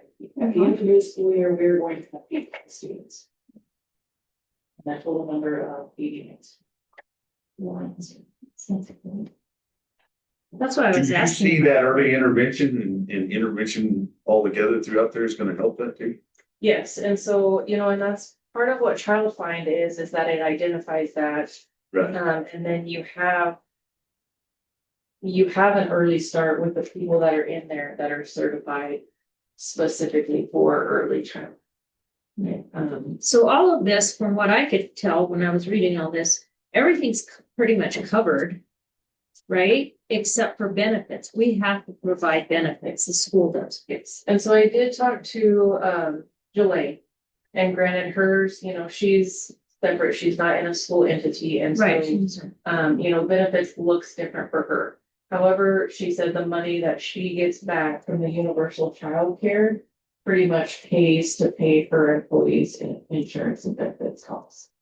And so granted, it is on a reimbursement, but that's something too that, we can hope to look for. And of course, I have very shiny rainbows and Vicky's like, yeah, Miranda, well, it's gonna cost, 40% of somebody's salary to be able to pay for benefits. And so like the initial startup is where you will see, the effect. And then from there, as we increase our star ratings, we just get more back for reimbursement. Which I will say it's not incredibly difficult to increase your star ratings. Like, if you're doing things right with high expectations, it's a fairly easy. Well, I don't see that as a problem because we're spotlight schools and, I think our staff already gets that. You know what I mean? I don't see that as a problem. We do have, like, even looking at it, we do have enough space to have, an early childhood center and an art and library still separate here on our campus without having to build. So that's no cost, or if we eventually wanted to separate the two, we could do that. You get where you're wanting. If we move forward with all of this, where you're wanting to put this facility. Right now, we would like to put it in the current library pre-K room. Mainly because, the majority of the furniture is in there. There's 2 restrooms in there. It's a bigger space where we would be able to section off. Because you have to section off infant to 2 years old and then 3 to 4 years.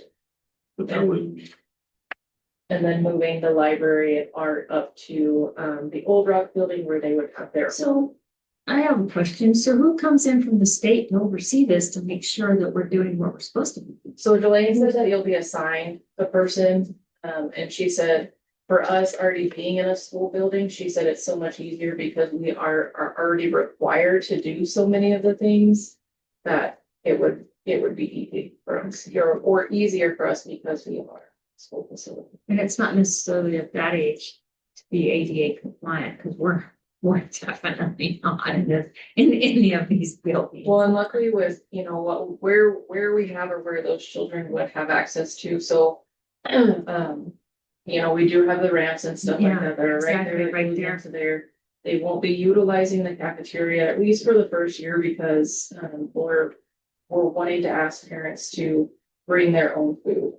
And then, that's what they do in Ruidoso, and then the link said you can go out for the food program after your first year if you foresee that that's what you would want to do.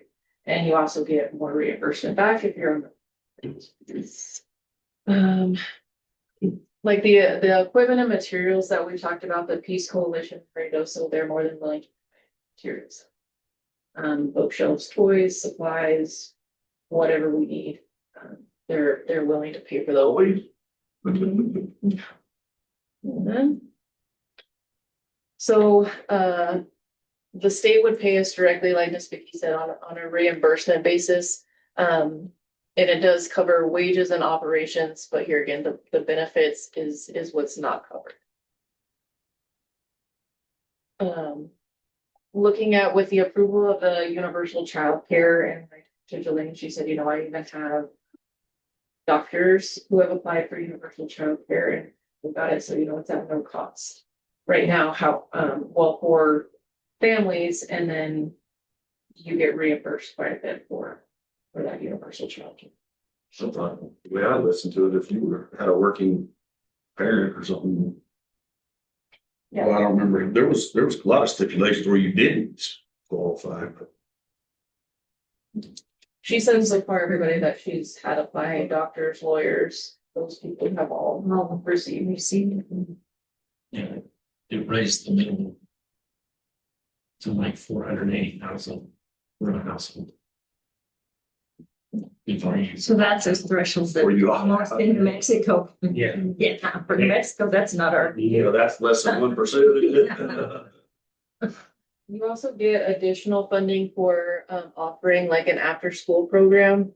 And so something like that would be for us to even, our kids that are here, if we have staff meetings, like they could be over there for an extra 2 hours a day, at least there's additional supervision that's over there.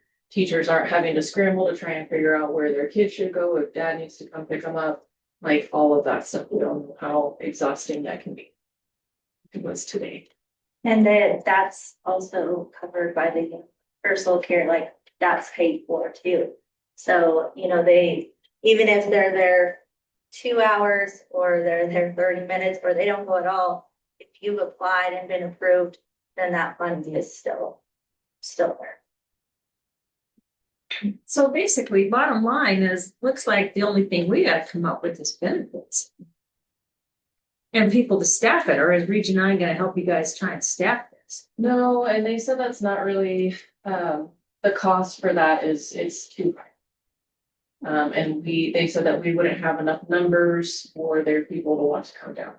And so that's also part of what I envision is to get community members who are needing jobs, wanting to exceed, even our younger people who are wanting to go to college and do things like that to get them in here, to be a part of our. That's gonna be the big That's And there- the big kahuna right there. There's lots of incentives that, ECE, CD, like provides where, if they do want to go into early childhood and they want to pursue a degree, like there's lots of scholarships and, stipends that they give out like crazy to get these people to do To that. do that, do this kind of work.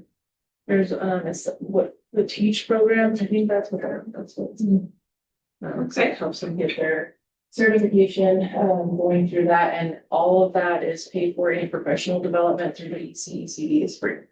That doesn't cost anything. Maybe we're gonna put Marcella out of a job. She's not ready. So I think. Brandon's ready to start. Percent of the work over Yeah, there you go. Have her come over here for a couple hours a day. I do. Well, and if they have a tie to Corona, they can apply for a scholarship through the Corona landowner. And kind of there again, that's kind of like creating like your homegrown people. Even getting some of our students who want to be teachers to spend time to go over there just to kind of learn, see, even get some of the free training that's available to them. Just those different options. So just looking at traditional program and the ECECD model, like you had just said, are the district responsibility for benefits. So But this is a year round, it's year round and It can be. It can be. And even looking at curriculum, like we already have 3 tiers for pre-K, that's a little pre-K specific curriculum. We can either look at that or going more Montessori, which is, kind of within like the Roxville model. It's going more Montessori and really figuring out what those kids' interests are, letting them learn and explore independently / supervised. I don't know if that makes sense. Yes, so we do a lot of our projects, like things that we need to do for the school that would conflict with the teachers and the kids and the staff. So I'm just picking this out for whatever it's worth. And then also, if we did do it year round, would have to make sure, in my opinion, that you had several adults, just so you don't want someone here by themselves. Even though it is Corona. So there's just those 2 things come to my mind immediately when we say year round. I guess I just have some concerns about that. Well, based on the numbers, like the number of children that you have in there, so there is like a student to teacher ratio. And for the infant to 2-year-old, you have to have 2 people, one for the 3 to 4-year-old. I shouldn't say you have to, that's what we would start out at based on. for how many, you have to There, have 2 adults for how many kids? Well, the thing is too, Brenda would be here, but you got a 12-month contract. Sorry about that, girl. Didn't mean to throw that out there, but. well, there's no cost for a director because we have all these people who want to help out. Yeah. I'll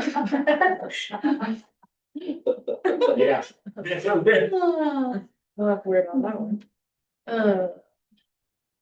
And I see what you're saying, hopefully by that point in time, we'll have our fence too, there's a little bit more security. But I really think too, like Vicky and I had expressed, earlier, that, this could really be seen as an incentive for our staff members who, some of our staff members, their whole paycheck goes to childcare. Yeah, and please don't think that I think it's a great idea. I just wanted to see a little more substance to it, and I know we're just in the talking phases. Yeah. Especially in light of how tight things are gonna be. Just to make sure we weren't fixing to jump off in the deep end. So, I'm gonna say something and being fairly new for. It does seem like we're throwing a lot of darts in all directions. We know we're gonna have budget constraints. And although this looks like it's going to largely pay for itself, with the exception of benefits. I think in order to staff it, we're probably gonna need the teacherage built, like one of them, the apartment. Because it's probably gonna take someone from outside at least the first couple of years. to be a point head on. Like a director? Or do you have somebody in mind? Well, Miss Moore and I were going to put our heads together, and Miss Delane said that she would help us out on that forefront, just to get started with our 2 stars. Well, and that I agree, because you need a plan to get to 3 or 4 stars quickly, Yeah. because that's where the money's going to be to benefit the school. I think it goes hand in hand with the project-based learning or whatever and career training. But are there yet? Like so I guess I need more direction, more of a timeline. And when would you think this needs to be started? Like, what is your goal? And is it next January? Because we still have a lot of stuff to write in terms of the ship before we take on another load. That's what I mean, with our audit, with our budget, The teacher just, the the fence, teacher the just cameras. a plan on the new school. It just seems like Any litigation. Yeah, it just seems like we have a lot that I'd like a little dust to settle and have clear goals. And I Not to tell you that we don't want to do this, but No, I I think think it's, we gotta check some things off, check some boxes off. and I completely understand. I do everything that you guys are saying. And, kind of the downfall of that stuff, is having to go through all of the teacher stuff. And that does have an impact. It's, and, paying for extra salary, that has an impact. It's, just all of these things that I can definitely prepare something with more direction and more timeline, more budget. But because of, yes, this is something that I definitely want to do, but because of A, B, C, and D, all of those things that you listed, I'm involved in all of those things. And also trying to, increase our numbers by doing something like that. I mean, that was a huge jump that we had, when all of the majority of the children left, with the wind farm in December. And that was pretty hard. And so I guess with this, I'm looking at. now will these count as a units to our budget? Not towards our SEG, but that's what if we wanted to do, New Mexico pre-K, where the 3 and 4-year-olds are on state reporting. However, that is a lot of training and have been in that role before. You spend more time training than you do teaching. Administrative is more than it's worth. And so, that would be the only thing that would increase our numbers. But that's kind of like what the goal is to be able to get them all in here to where that transition is just smooth rather than my kids not even come here. Because we still don't get funding for pre-K. It's just 2 Well, hours. But we think you've it's important, seen that's why we've always had. how much the pre-K, just what we're doing now, the pre-K helps, Yeah. going into your kindergarten classes, I'm sure. And this would only really enhance that.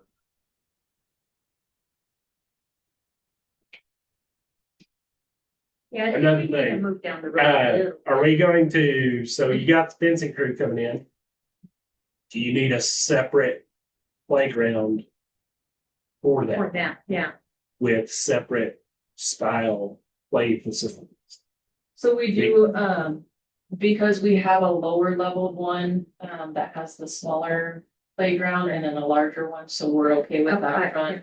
As well as, if it gets too hot or something, there is shade right underneath, where the library is right there, as well as the kids have the option. I just didn't know if it needed to be separate from the other kids. It doesn't have to be from the other kids, but you do have to have like a lower level and a higher level. Okay. So there wouldn't be any parental concerns sending a 3-year-old in the playground. I would imagine would have it. That was common sense, but just.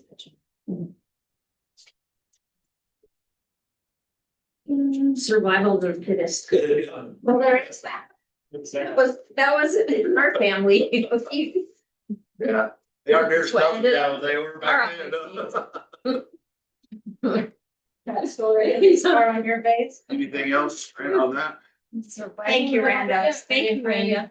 I That's definitely awesome. understand where you guys are, Our concerns, and there's. Like,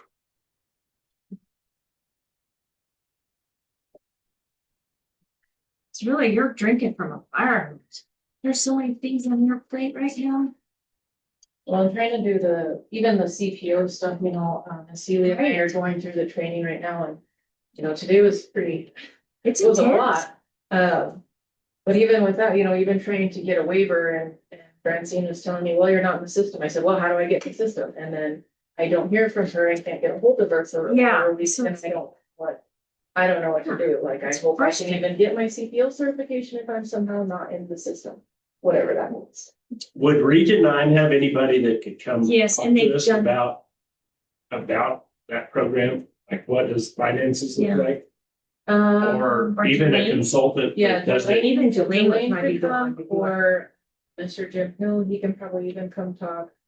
From I mean, I can do Imagination that. Station. In a couple months or whatever, but if it's a goal of yours, I want to support you, but. Yes, exactly. Well, because I've even thought, like if it isn't something that we can do, maybe I can figure out how to partner with the church to at least kind of get it off of the ground as soon as possible, just to get those kids to where they need to be.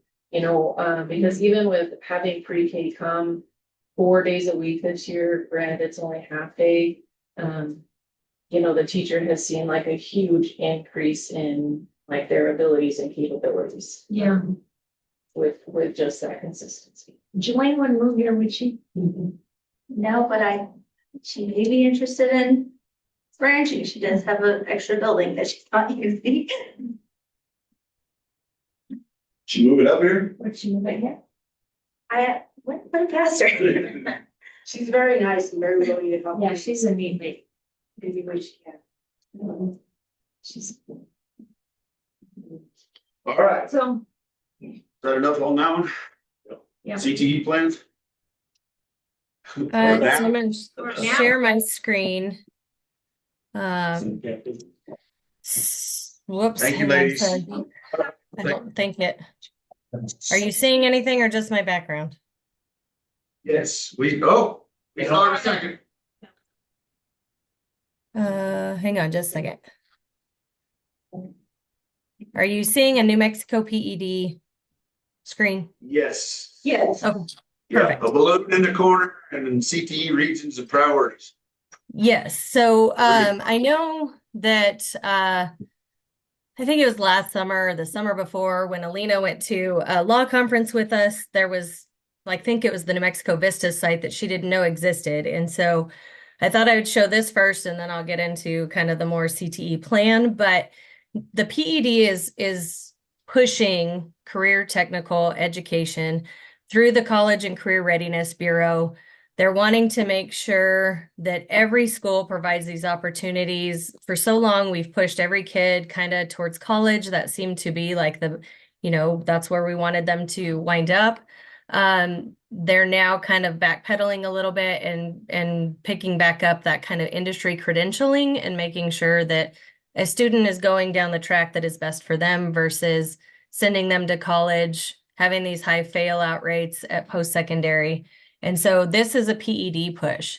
With that math that I talked about earlier and having the 4 tracks post-Christmas, that's to provide like construction math and other opportunities for kids that aren't going to college to kind of dip out of Algebra 2 because it is such a difficult subject. But then you have to provide them something in its place. So it goes hand in hand with the CTE. So with that, they have put us in zones. And there's this handy dandy map here on this website, on the PED website. And we are in zone H.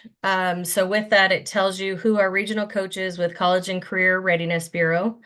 It also tells you what our regional priorities are based upon kind of census data, economic data, things like that. We know that we're an agricultural area. Health and Human Services is a huge need in every rural community across the country, not just New Mexico.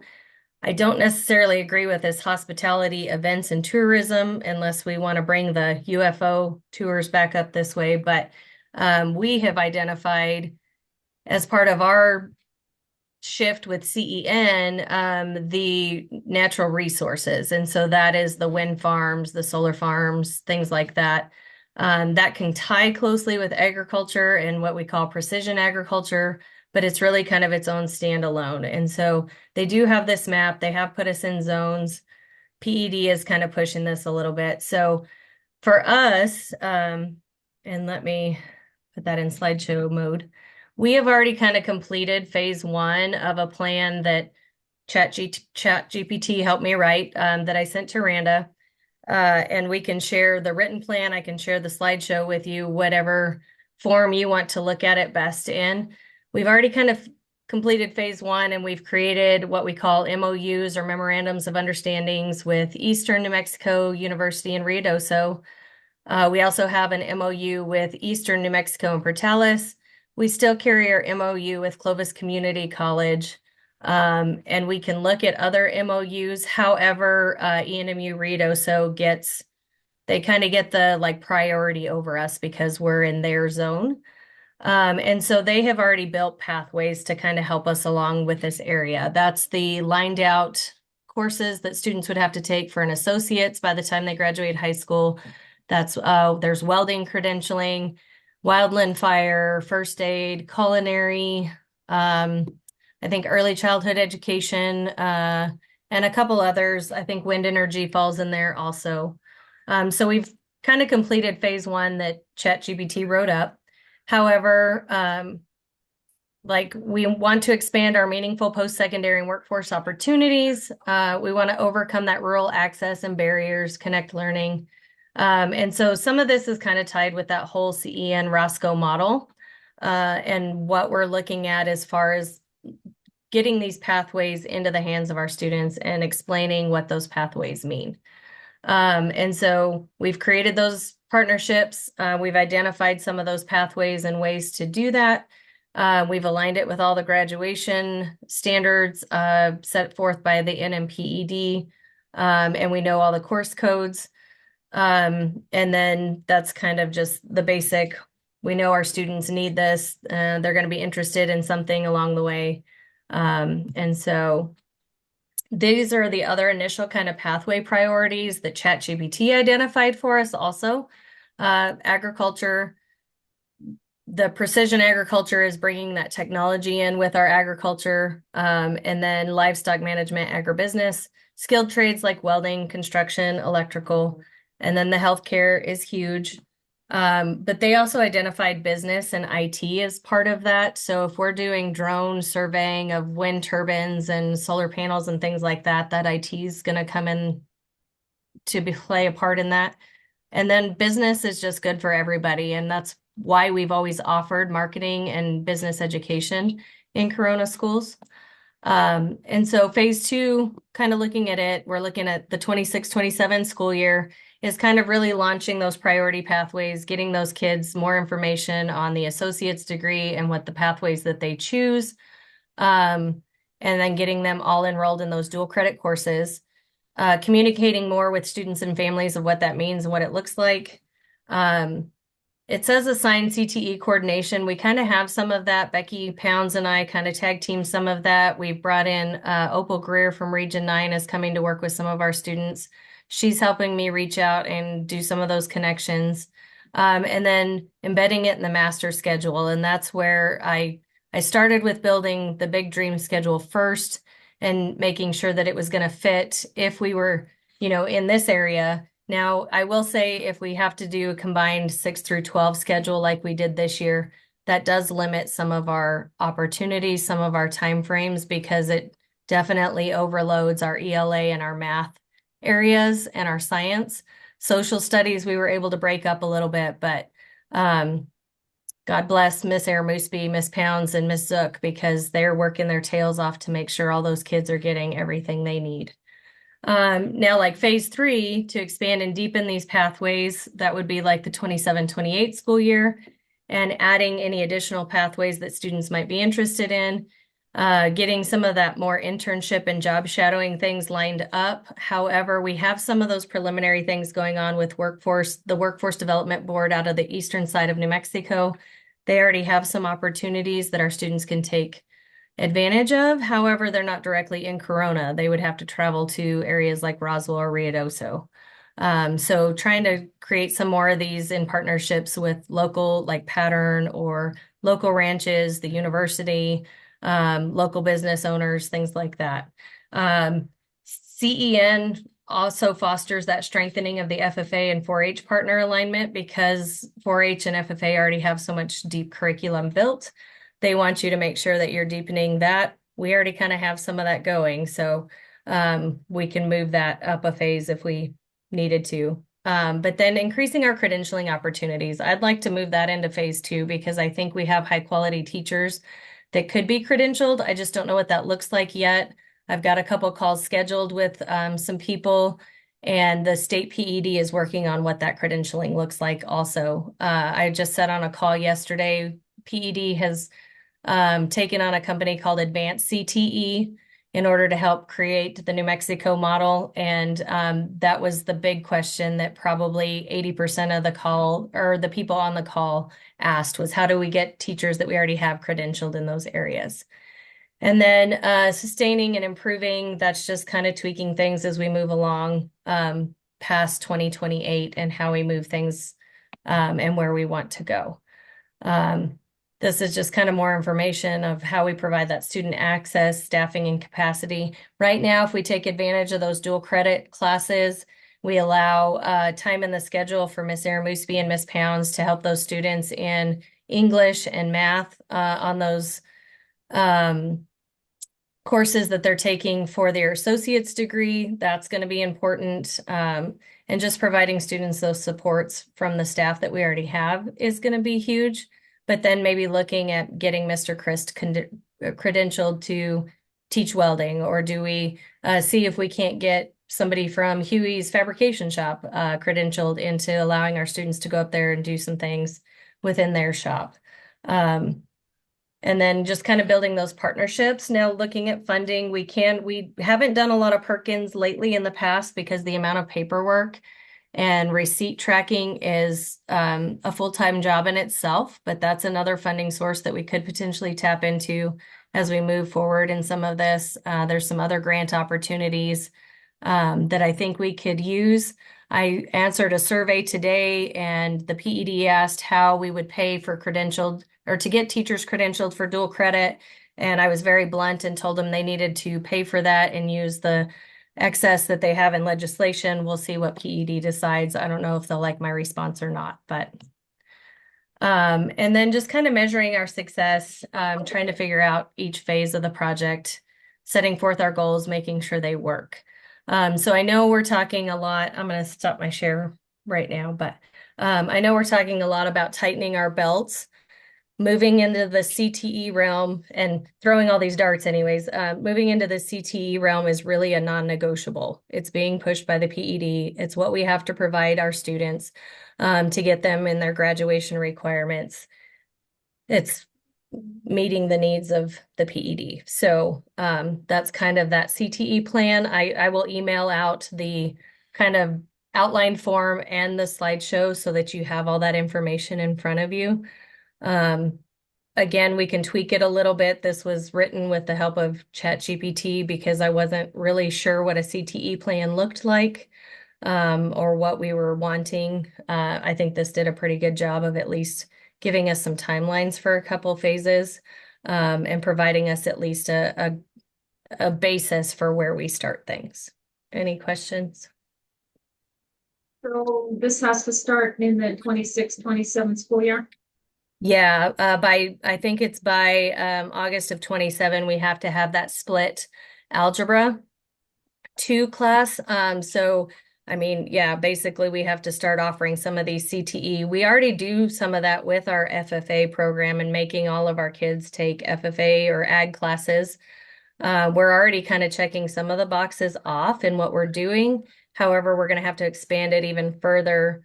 I think we can do that with our dual credit offerings, but eventually that's where it's going to have to just kind of continue to offer more opportunities. I think we can, what the PED is saying and what my understanding is once we identify those 3 areas, which we have already done, the ag, the healthcare, and the natural resources, as long as we keep those 3 bases or we follow the economics within our area and we provide some kind of classes or pathway within whatever our economic base is and those areas within our area, then we check that box. But yeah, it's going to have to continue to grow. And it really does need to start this next school year with those new graduation requirements.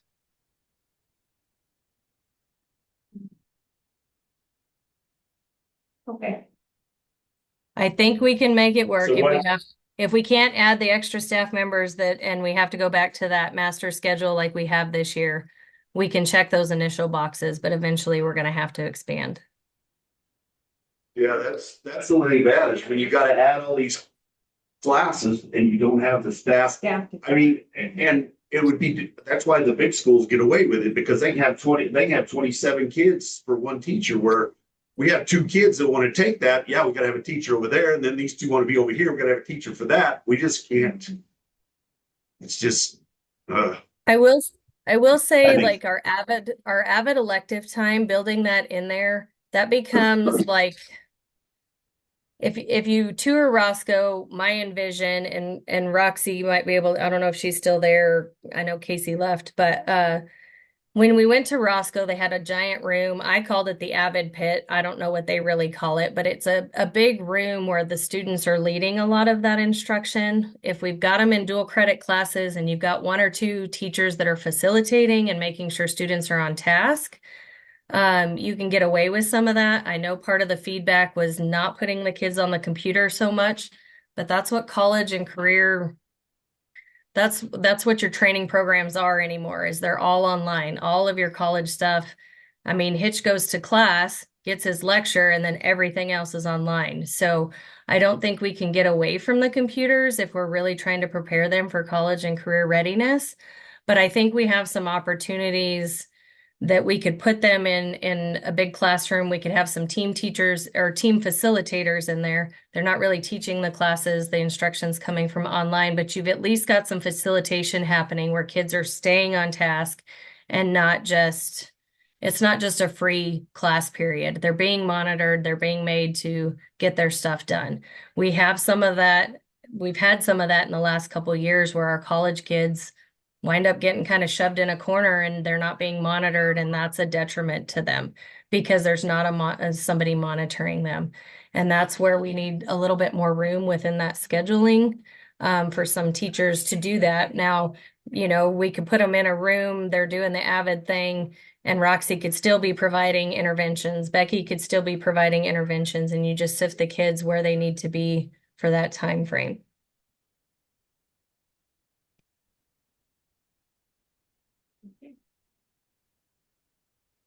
Any other questions or comments that I need to consider as we move forward on all that stuff?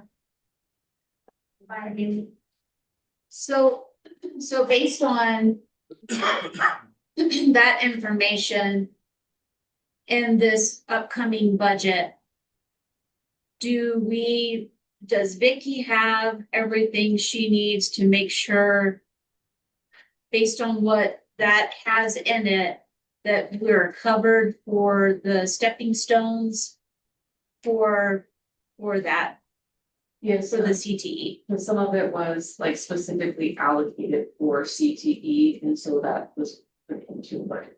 Okay. Okay, and they parallel. Well, we always had Carl Perkins. Why do we not have it now? Mr. Johnson. I think Mr. Johnson quit using it probably about 8 years ago because the amount of paperwork almost tripled of him, what he would have to document, the receipts that he would have to follow, all of these steps that he would have to take, and that was going to be a full-time job in itself, and that would take time out of the classroom and time away from the students. So he just chose not to go that route, that he would look for other funding sources. Yeah, makes sense. And so funding from the state is coming specifically for For that, seats. and then you have to like align it. You know, kind of like how you do with any kind of curriculum. Yeah, okay. Granted, it's not as much as what they originally had told everybody, but at least it's still. So right now with the teachers we have, hopefully they're all coming back. How much more staff do you think You're gonna need. you're gonna need?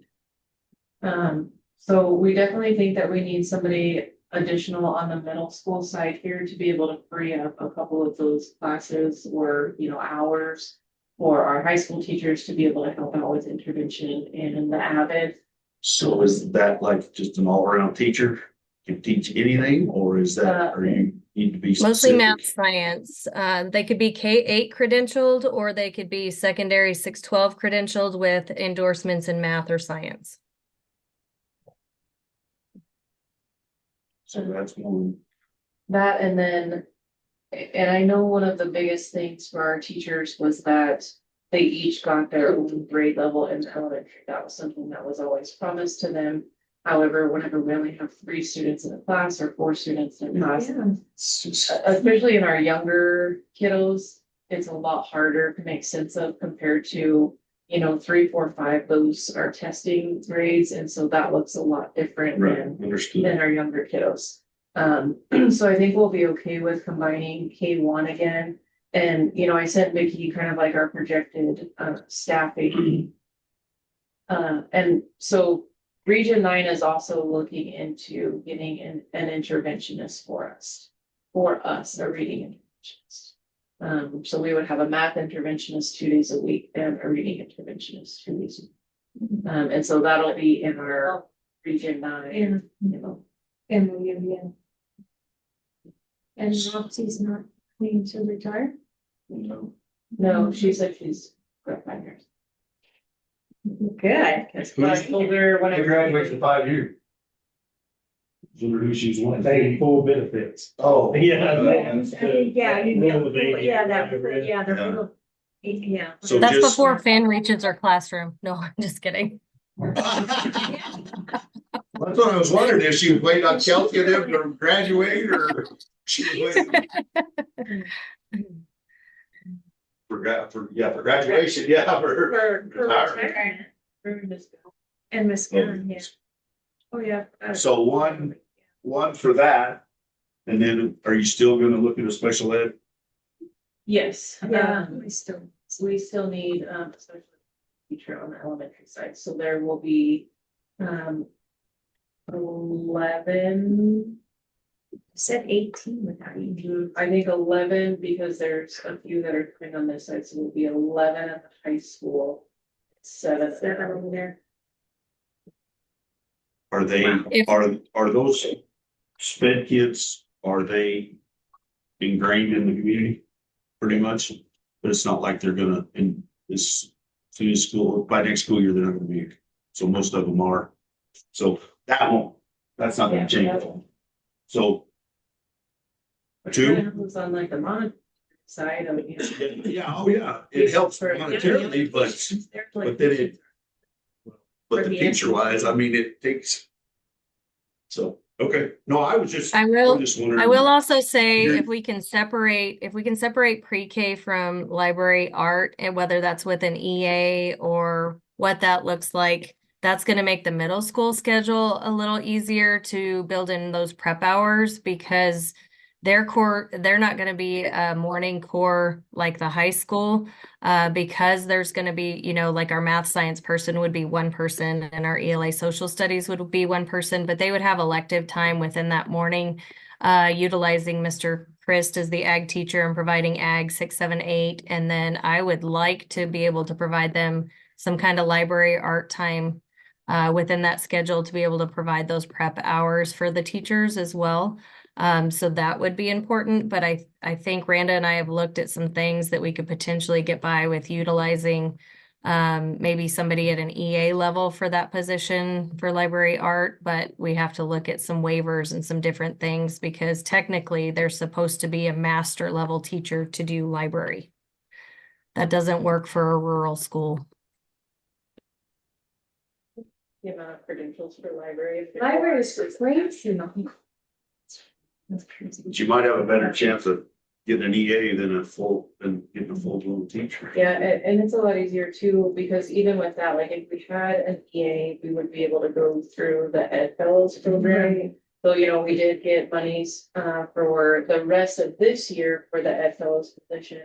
And then next year we'll be able to get money for two. You know, so that will okay, pay for their salaries. We've also really looked at the staffing. You know, like having high quality people here. You know I've said this before, if I have to do your job for you, I don't need it. Like full time. Yeah, Like exactly. if I have to Hold your sit hand, around and yeah. tell you what to do and things like that. And so, you know, Vicky and I had some hard conversations about, like, I shouldn't say hard conversations, just kind of what that, especially when we'll have been tenured and growth plans and things like that. And just because I do think that we could do better with, you know, ensuring that everybody is reaching their full potential. And I have told the staff before, you know, if you're not doing what you're wanting to do, then you need to tell me, because that's supposed to be my job, is to get you to where you want. So that's something too that we're thinking. Coaching and mentoring is important, but they've got to want to do it. They gotta Work wanna at it do it. and grow. And not just get a paycheck. Just because you're And it timid. shows up worse at a small school if they don't want to be here, if they're just coasting it. It really shows. Where those bigger schools, they can kind of It get away with shows, it. get away with it. It shows and it's harder to deal with. Yep. Yeah. Because there's just so many people that should be out of luck. Because they're entrenched here. Yeah, it's fun. Yeah. Okay, thank you, Amanda. Yes. Thank you. You're welcome. Thanks. If you require more information, on the CTE side, if you'll send it to me, I'm happy to get you that information. Randa had had asked for my help in getting that when it was sent to her. And so I'm happy to get you whatever other information if it pertains to like the graduation requirements and things along those lines. If you'll send me an email, I'll get whatever information you need. The timeline of those requirements, like when we have to have them. Timeline, like when they're mandated by. So the Algebra 2 option, it starts with this year's freshmen. So by the time they reach their junior year, we have to provide them options for Algebra 2. We can't force them to take Algebra 2. You have to provide a construction math, welding math, some other kind of math with starting with this group. Well, it's We do. 3 years out, then. But we can Well, start it sooner. they're almost sophomores. They'll be sophomores next year. So it's the 27-28 school year that we have to change. The freshmen's coming in, it's the freshmen that are there this year. Okay, so it's not. Yeah. Yeah. And then there's also another social studies component that we're going to have to think about. They're moving away from mandating the New Mexico history, I think is what it is, or you have to be able to provide another option, because when students move into New Mexico as juniors or seniors, to make them go back and take New Mexico history as a graduation requirement is a little excessive. And so we're going to have to think of another option. They've thrown out financial literacy as an option. We've always used financial literacy as our 4th math credit or college algebra. And so we're going to have to make some decisions along those lines. Right now, I think we're okay with that one if we still offer New Mexico history. But I'm also gonna kind of plant the seed a little bit to start thinking about moving away from being the provider for driver's education, because we have to have that person set and send them to a week-long training in the summer. We have not really been compliant the last couple years. This year, we put them, because we weren't compliant, we couldn't get another waiver. We put them on an online course, and that online course was supposed to be 30 hours. and the kids finished it in 12 hours, but had to let the clock run. So they've been doing basically nothing, waiting for the clock to run out for that certificate. In the meantime, so I'm gonna say that's my opinion is to push that off as a family. Yeah, that needs to become a family priority, and it's not very expensive. It's $30 for the online course. You take 30 hours on your own time versus wasting classroom time. There you go. And the teacher demolition? So the CPO thing is the biggest holdup because Region 9 said that they couldn't just sign off on just for this, that they would be in charge of our full procurement. And they didn't want to take on that liability. And so that's why I reached out to Francine, submitted all the paperwork, filled out all the hoopla to get a waiver, told her when I was enrolled, showed her my enrollment forms, and she said I wasn't in the system. I said, can you please tell me what that means? I have called her, I have emailed her, I have left her voicemails. I have even told Rancy Hood, like, hey, I've done all of these things and I haven't heard anything back. Which I mean, granted, I'll be done Friday after I take my assessment, but. Who's her boss?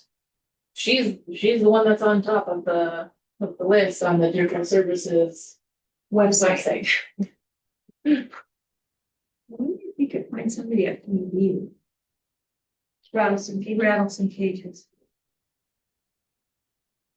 So that's, I mean, granted, I'll have. A call from your local senator. Yeah, there you go. I'm not.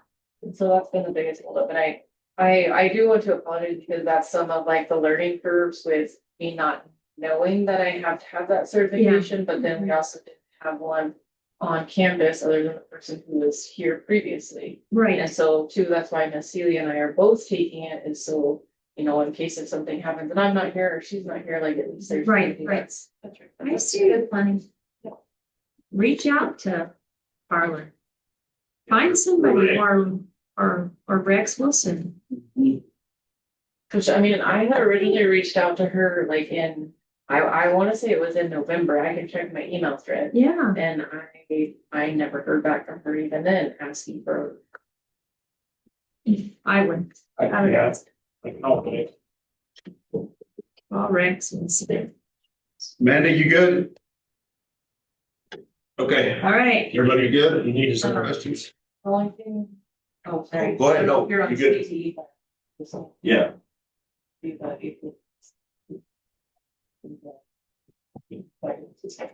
Oh, yeah, April 22nd. Are we gonna have a special meeting before that? No, don't just think so. for, that would be, that should be enough. Are we doing all deal teams? Strategic planning, is that what you mean, or wine law? Yes.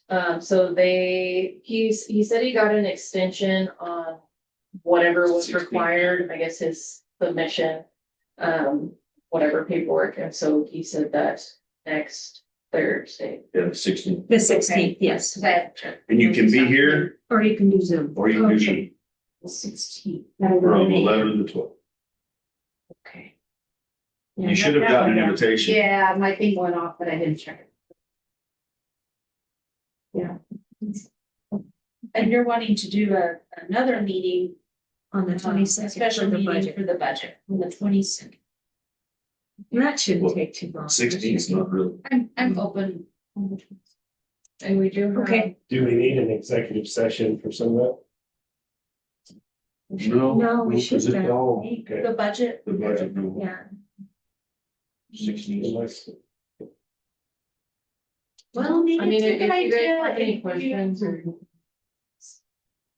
Okay, so devil's advocate, so let's say that we have some concerns or issues, maybe they need to be confidential based on where everything finally falls. And we need to have that discussion, but we don't have it posted, that's probably a good idea, just in case. And so do you want to have that at the beginning of the? No, meeting? after After. we go through the budget, in case we have some.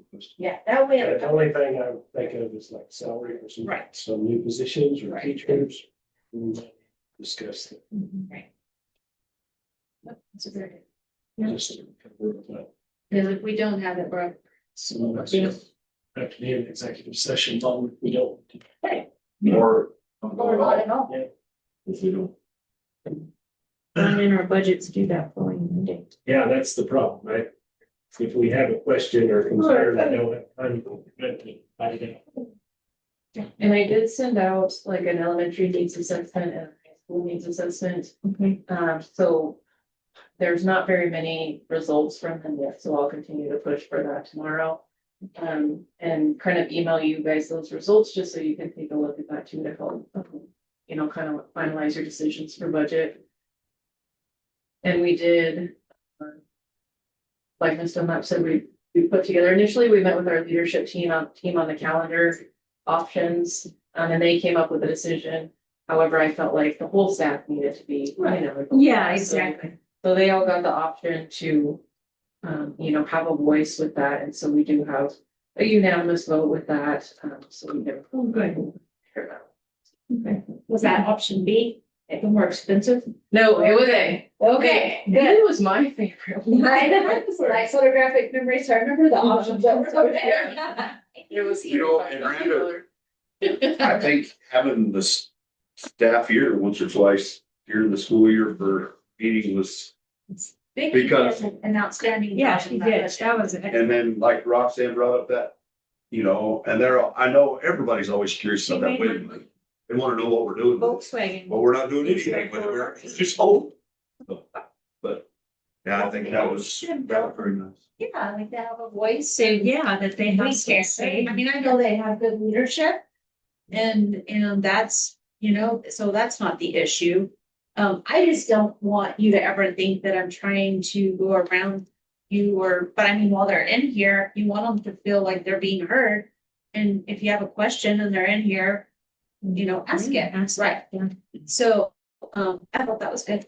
Retained employment. Right. That what? I'm glad that many showed up. Me too. I was pleased to see. Yeah. And we did, you know, we put it on the website too for our community members. Oh, yeah, you saw. Yeah, I saw that. So, but that's part of it too, you know, like, you offer all of this out to them, for them to have a voice and to share their opinion and nobody. And- Yeah, start sticking it on the post office wall too, I don't know. But I don't know, they probably don't even read our agenda or anything else that we post. No. Maybe we should put free puppies on there. Oh, no, that would keep them away, wouldn't it?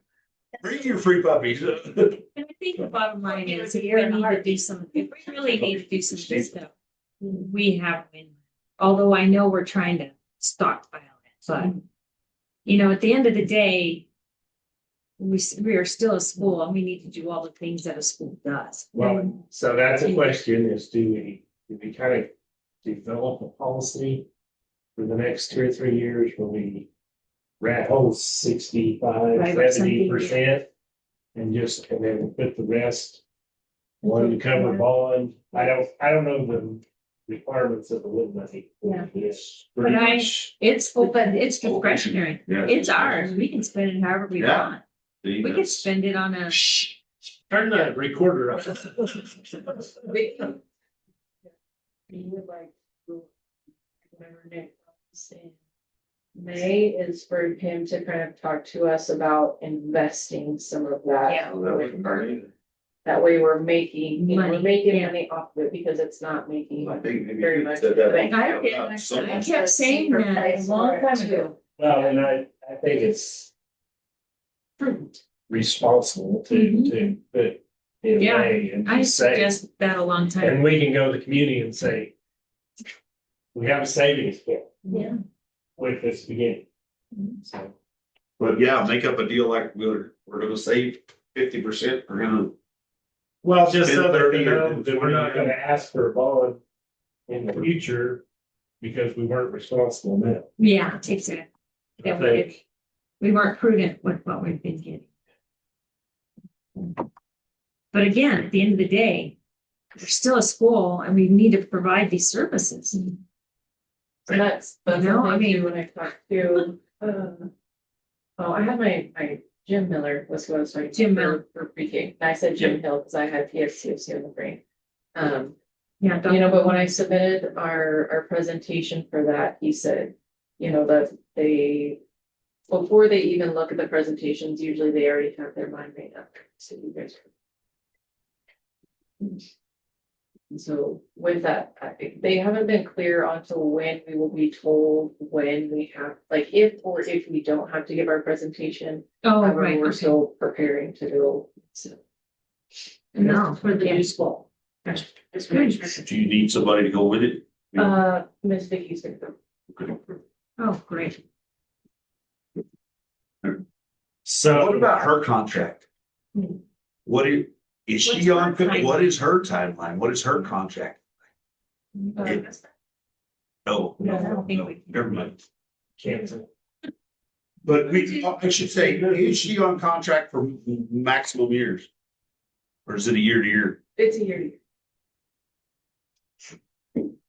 And I mean, that's, she's, and that's not our purview. That, no. I was just wondering because she's wonderful. And we need to, Budget part. yeah, just her experience as a teacher and as an administrator, she was even assistant superintendent, business manager. Yeah, the team we have. It's amazing. exactly. Yeah. Thank you. Okay. Thank you, ladies. I move to adjourn. Second. Thank you, ladies. Thank you, Amanda. Yes, thank you guys very much. So. Hey, Amanda, you might want to put some sunscreen on. You can tell everybody was out on spring break. You've been out in the sun and Randa's been working cows. That was one track meet here. That wasn't even spring break. That was a track meet. Oh, that's right. Oh, they said when they came home from Fort Sumner, did you go to Fort Sumner? Yeah. Oh, Fort Sumner Jay- was brutal, Jason but it said- wasn't even hot. yeah, that's what they said. It wasn't hot, but in fact, some of them Yeah. got cold and but they sunburned. Tripp's whole nose is Sunburn. blistered from his eyebrows down. Oh gosh. Yeah, they said they blistered bad.